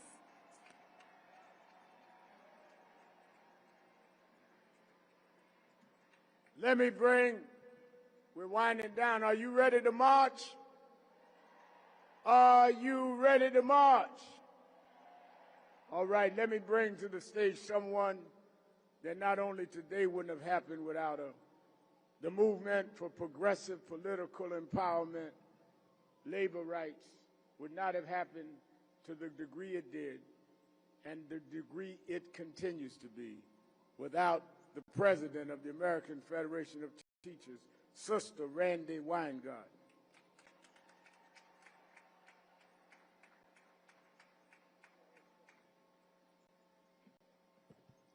May I thank you, Reverend. Are we ready to march?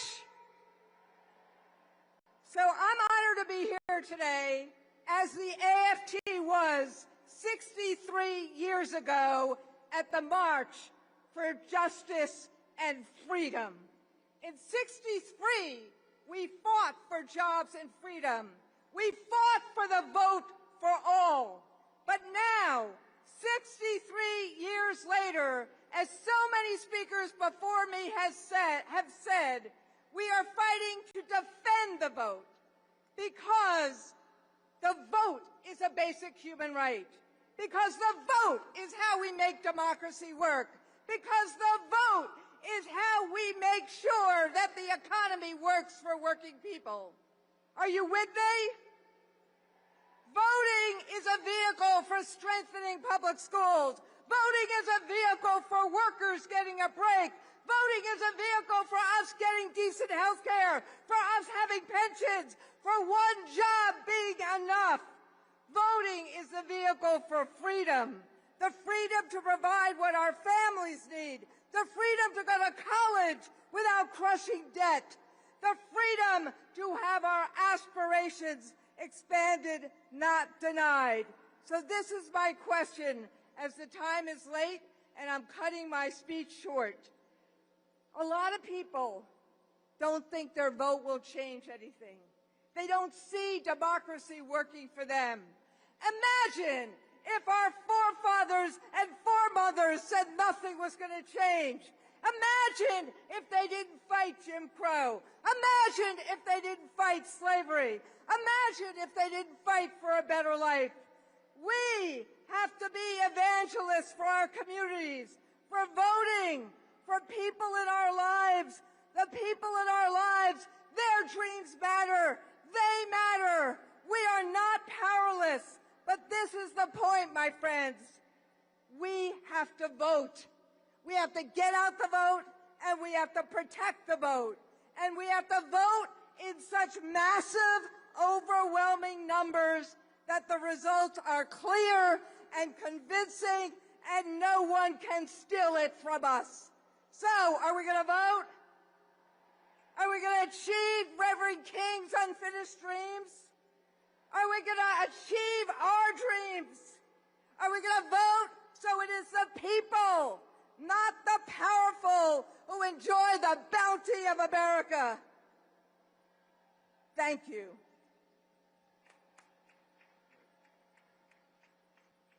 Let us hear the Attorney General of Black America, Attorney Ben Crump.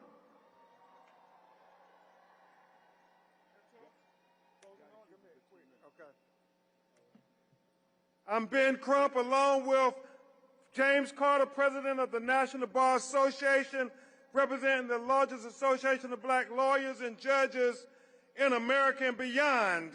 And it's all of us lawyers standing in tradition of Thurgood Marshall as we remember on this day, 71 years ago, that Emmett Till went missing.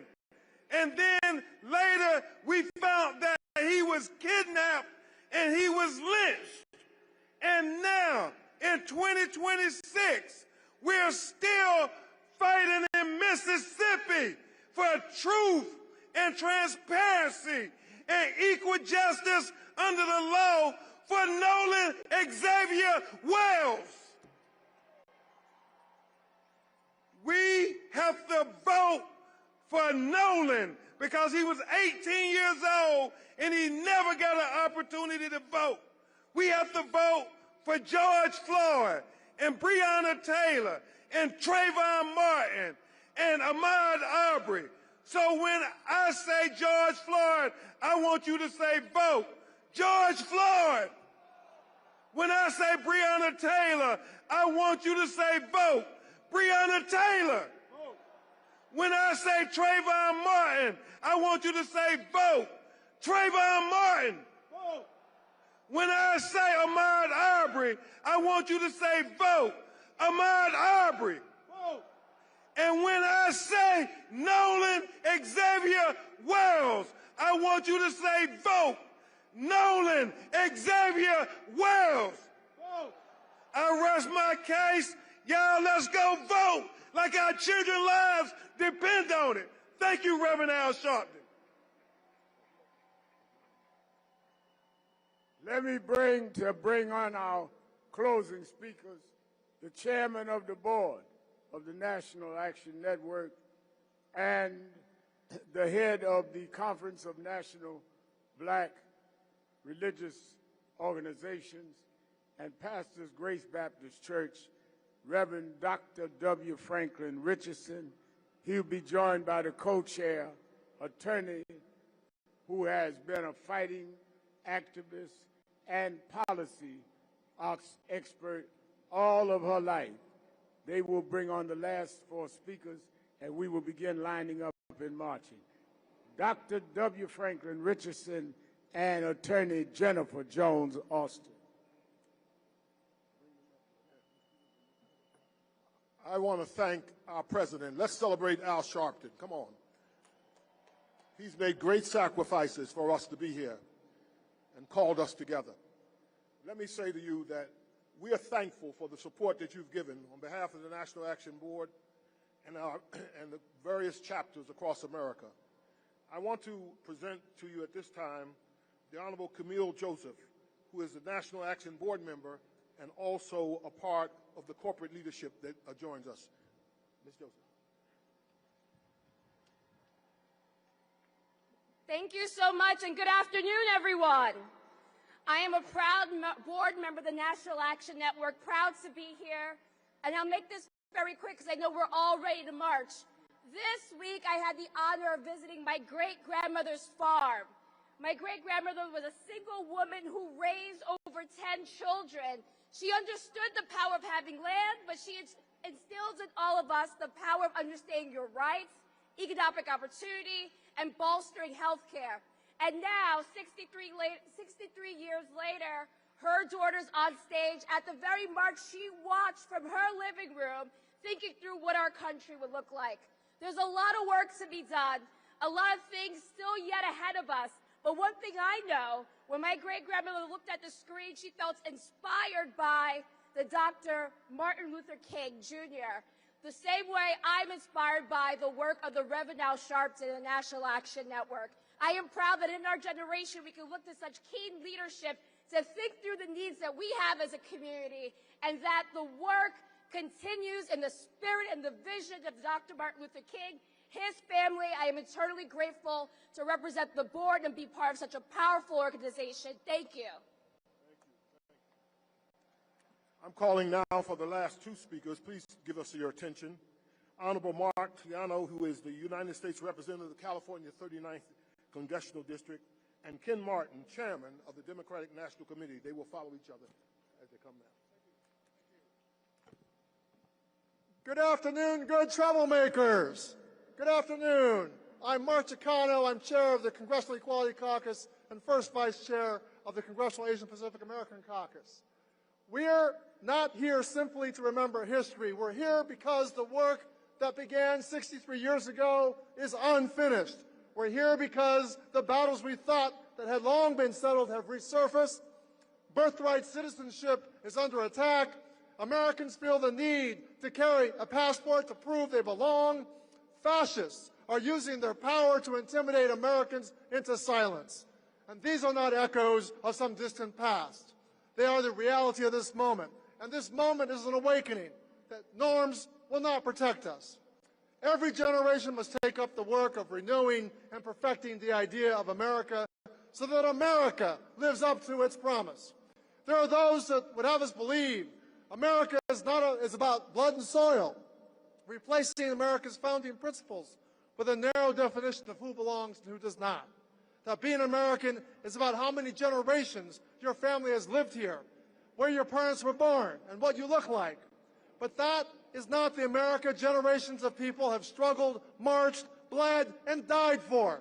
And what is the idea of America? The idea of America is that all of us are created equal, that government derives its power from the people, that every person deserves liberty and justice, and that being an American is not determined by your race, your religion, or where your parents came from, or who you love. The work of renewing and perfecting the idea of America does not happen on its own. People had to fight for it. John Lewis fought for that idea. At 23 years old, he stood right here in 1963 and demanded that America live up to its promise. 2 years later on the Edmund Pettus Bridge, police beat him for demanding the right to vote. He knew what awaited him on the other side of that bridge, yet he crossed it anyway because America was worth fighting for. Wong Kim Ark fought for the very same idea. Born in San Francisco to immigrant parents, he challenged the government when it tried to deny him entry into his own country. In 1898, he took his fight to the Supreme Court and won. If you are born here, you are an American, period. More than a century later, we're fighting that battle again because America is worth fighting for. My own family fought for that idea, and during World War II, my great-uncle Monso served in the 442nd Regimental Combat Team, fighting and bleeding alongside other segregated units like the Buffalo Soldiers and Tuskegee Airmen. He fought for the United States while my parents and grandparents were among the 120,000 Japanese Americans incarcerated by their own government. Think about that contradiction. A country that questioned their loyalty and took away their freedom, and still Japanese American soldiers fought and died for an America that had not yet lived up to its promise. The motto of the 442nd was simple: go for broke. Say it with me, go for broke. Risk everything, give everything, and they did. Today, we are being called for our own go for broke moment to fight for the character of our country. Let's all go for broke, let's march, and let's bring America back on track. The National Park Service has been very helpful, and we've got to close this meeting. Therefore, I'm calling us for 1 minute a person. And we're going to ask the Democratic President, Chairman, to come, and followed by one other.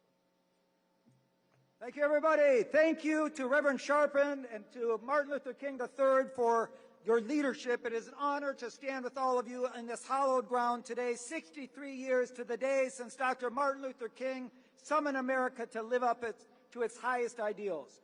Why does I Have a Dream still stir our hearts 63 years later? Because it wasn't simply a dream. It was a challenge, a demand, a call to action. Dr. King reminded us that America is not a finished product. America is a promise every generation is called upon to redeem. The work of building a more perfect union is never finished, and the responsibility for carrying that work forward belongs to all of us. But for 63 years, there have been politicians, and we know who they are, who quote Dr. King's words while working to dismantle everything he fought for. They talk about judging people by the content of their character while trafficking in hateful rhetoric and pushing harmful policies. They praise the civil rights movement while attacking the very rights that the movement run. And they have gone after the twin pillars of our democracy, voting rights and civil rights. They have made it harder for people to get ahead, of course. So when we see attempts to roll back the Voting Rights Act, what do? We organize. We register voters. We protect the votes. They did not march so we could stand still. They did not sacrifice so we could sit on the sidelines while the rights they want are taken away. So even when we are tired, we keep going. When the road is hard, we keep marching. When they try to divide us, we come together. And when they tell us to give up, we tell them not today, not tomorrow, not ever. Keep organizing. Keep fighting. Let's win in 67 days, and let's change this country for the better. Thank you so much. Thank you. Let us now welcome Brittany Packnick Cunningham and Bishop Leah Daughtry. I come to you today representing America's 73 million children. My name is Brittany Packnick Cunningham, and I come on behalf of the Children's Defense Fund, forged 53 years ago out of the faith of our founder, Marion Wright Edelman, and the fire of Mississippi Freedom Summer. And I need you to hear me. It is Freedom Summer again. They are trying to bury our votes, our inheritance, so I say it is Freedom Summer again. The prophet Isaiah told us, and a little child shall lead them. Not the small men in marble buildings, small men who have never met a child they couldn't cut, a school they couldn't shutter, a ballot they couldn't block. Small men who put their names on brass plates and their hands on Bibles and then never read them. A child shall lead them. But this country has it backwards. This country wants to lead the children instead of being led by them. Be led by men who've never missed a meal leading a child into hunger. White-collar criminals who've never been stopped and frisked leading a child into a prison cell. Men who gut the lunch line and gild the ceiling. Men who won't put $1 in a library but can find $1 billion for lockup, and they have the audacity to call that freedom. That's not freedom, that's fraud, and it's dressed up in a flag. So hear me. We are here to flip the script, to let a child lead us. Let a child lead us back to the polls. Let a child lead us back to the register, the rally, and the ballot box. When you are protecting the vote, you're not protecting a party. You are protecting a promise. Vote for your children. Vote with your children. Vote because your children are watching. We're not here to whisper. We came to witness and to work. A child shall lead us, not the cowards, not the cynics. A child shall lead us, and we are going to follow them all the way to freedom. Let's go get free.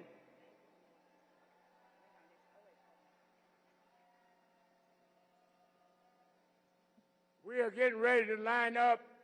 Some of you are moving over. We're going to have a benediction. But Attorney Jennifer Jones Austin, will you come forward? I didn't hear you say nothing today. That's the vice chairman. And she's telling me we got to get out of here, but I want y'all to give her another hand, our vice chair. All right, we got to go. Bishop Leah Daughtry will give us a blessing. Then let us line up to our right.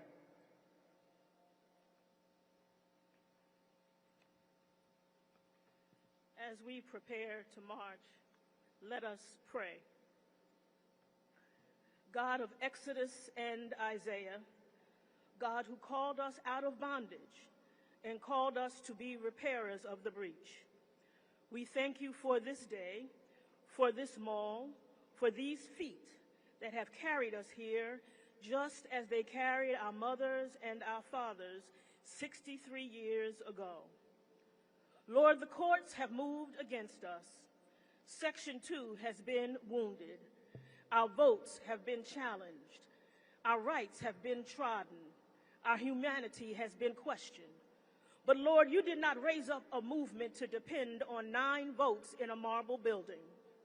You raised up a people. And so we do not send these marchers out in mourning. We send them out in commission to serve the least, the last, and the lost, the left out, the locked out, and the left behind, to be their voice, to be their hope, to be their strength, to be their light, to fight for them with conviction and compassion, for them and for ourselves, for the work that must be done, for the bridges that must be built, for the children who must be saved, for the sick who must be healed, for the last who must be first. We march, not to complain, but to contend.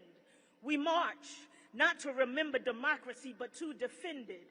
We march, and we shall be called repairers of the breach, restorers of streets in which to dwell. In the name of every ancestor who marched before us, and the God who marched with them, and who marches with us today, we decree and we declare that it is so. And all the people of God say, amen.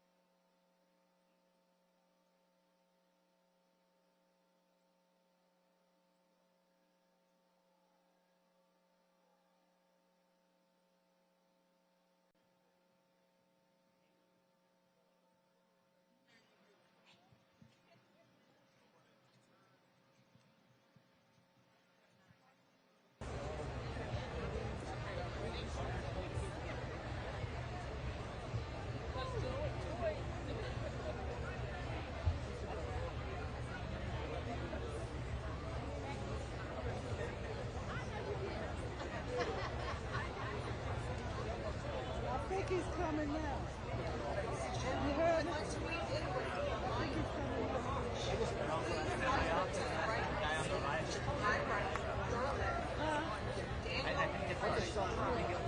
Let us march. I see them walk.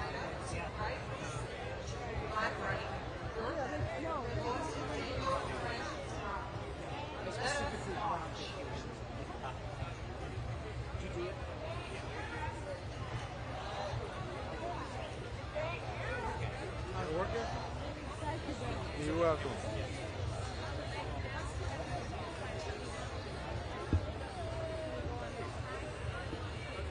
Y'all can come this way. Y'all can come this way, though. Okay, thank you. Are y'all ready to march for democracy? Oh, good. Are y'all ready to march for democracy? Show me what community looks like. This is what democracy looks like. Show me what community looks like. This is what community looks like. Show me what democracy looks like. This is what democracy looks like. Show me what democracy looks like. This is what democracy looks like. No hate, no fear. Everyone is welcome here. No hate, no fear. Everyone is welcome here. No hate, no fear. Everyone is welcome here. No hate, no fear. Everyone is welcome here. No hate, no fear. Everyone is welcome here. No hate, no fear. Everyone is welcome here. No fear. Everyone is welcome here. No hate. No fear. Everyone is welcome here. No hate. No fear. Everyone is welcome here. No hate. No fear. Everyone is welcome here. No hate. No fear. Everyone is welcome here. No hate. No fear. Everyone is welcome here. No hate. No fear. Everyone is welcome here. No hate. No fear. No hate, No fear. No hate. No fear. Everyone is welcome here. No hate. No fear. Everyone is welcome here. No hate. No fear. Everyone is welcome here. All right, people, let's say it. Let's say it. No fear. No hate.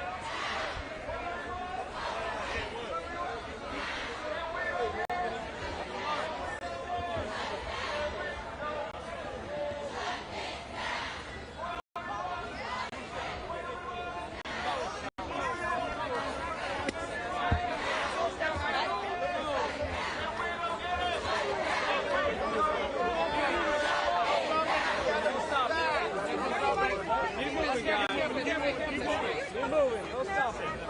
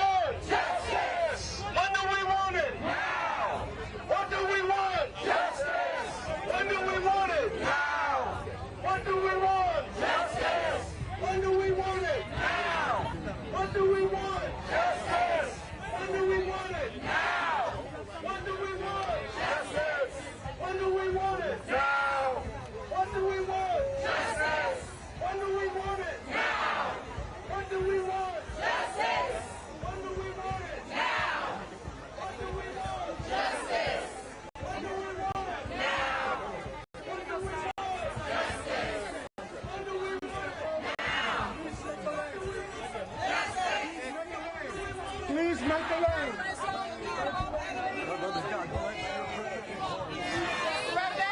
Al Sharpton!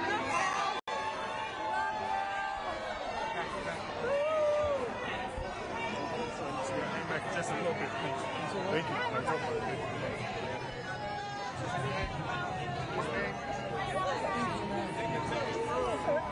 Please. Ladies in red, can y'all please step to the side?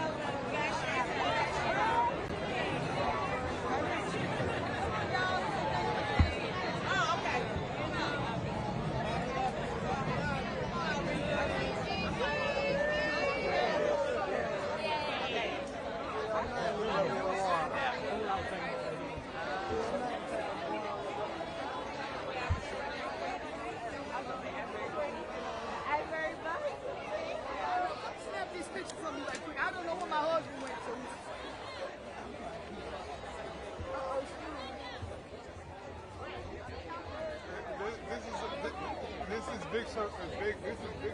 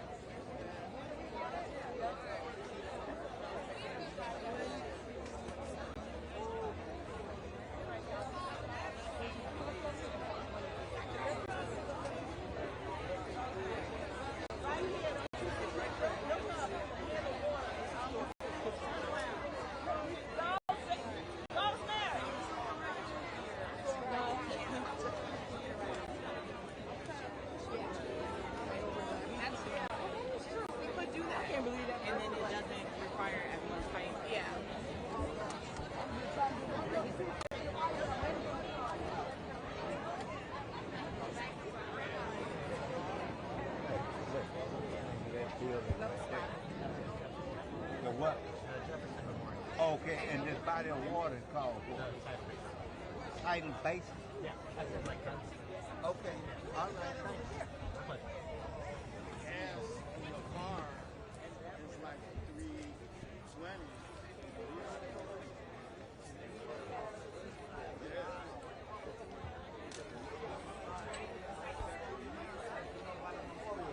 I'm right here by Martin Luther King.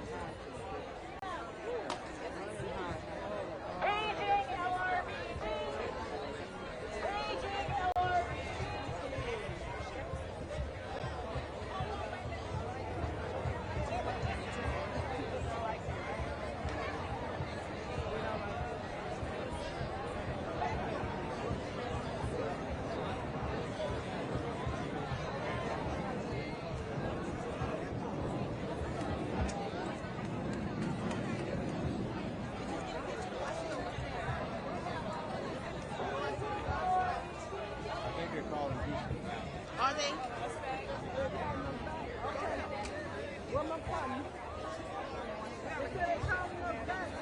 Get the money shot, right? Get the money shot.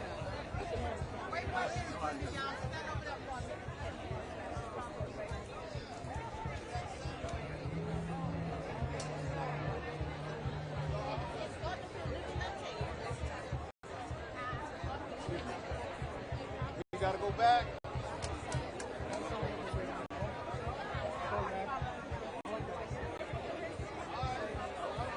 Oh, you're welcome. We sprinted right over here yesterday morning.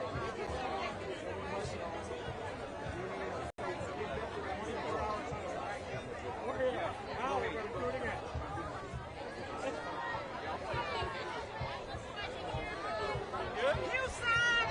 Houston, back to the bus. Houston, back to the bus.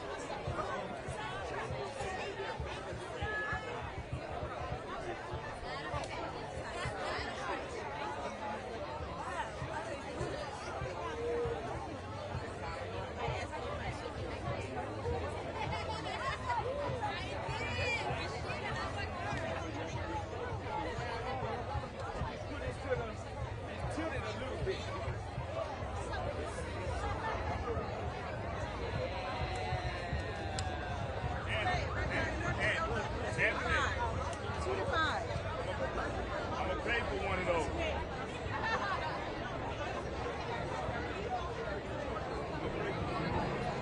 Oh yeah,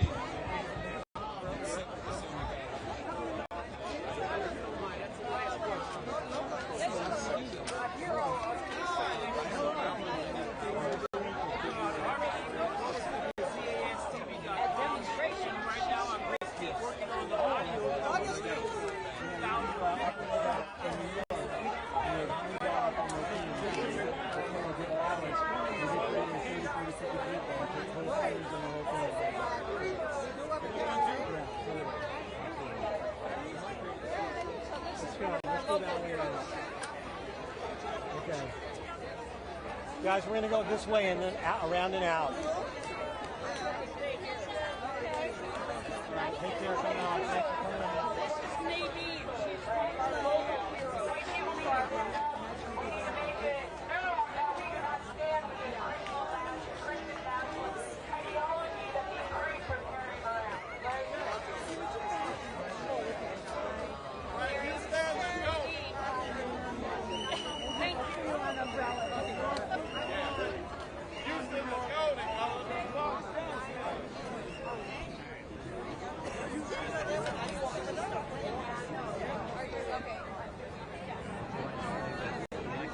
I got you. Oh, you're wound up.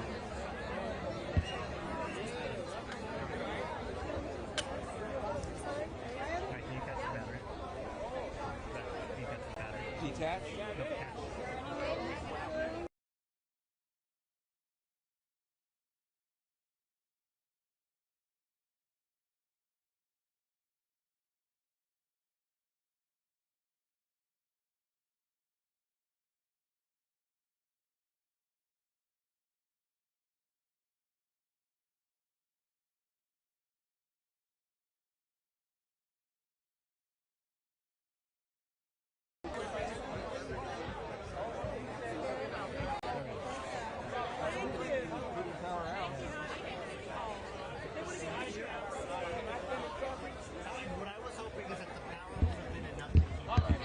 Should have.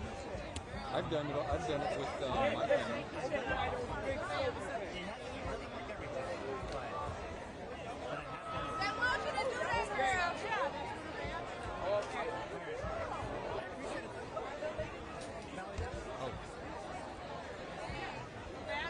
All right, Charlie, thank you. All right, listen up. We're going to go to the police room.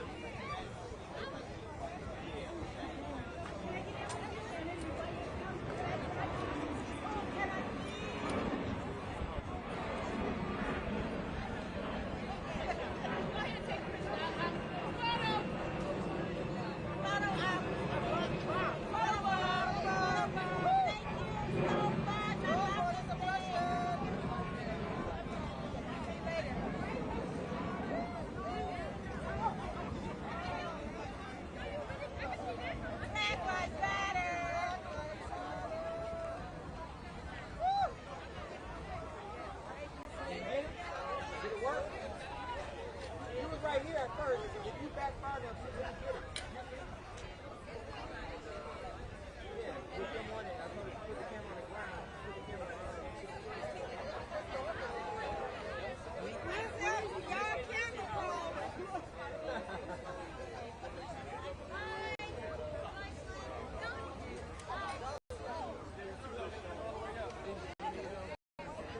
She was. I saw her. She was walking around here. I didn't see her daughter, but I saw her.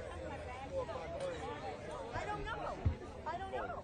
There is no Let's try benefit to for get black one. people. Let's try to get one. Well, tell me one. I didn't say they didn't know benefit. Tell me one.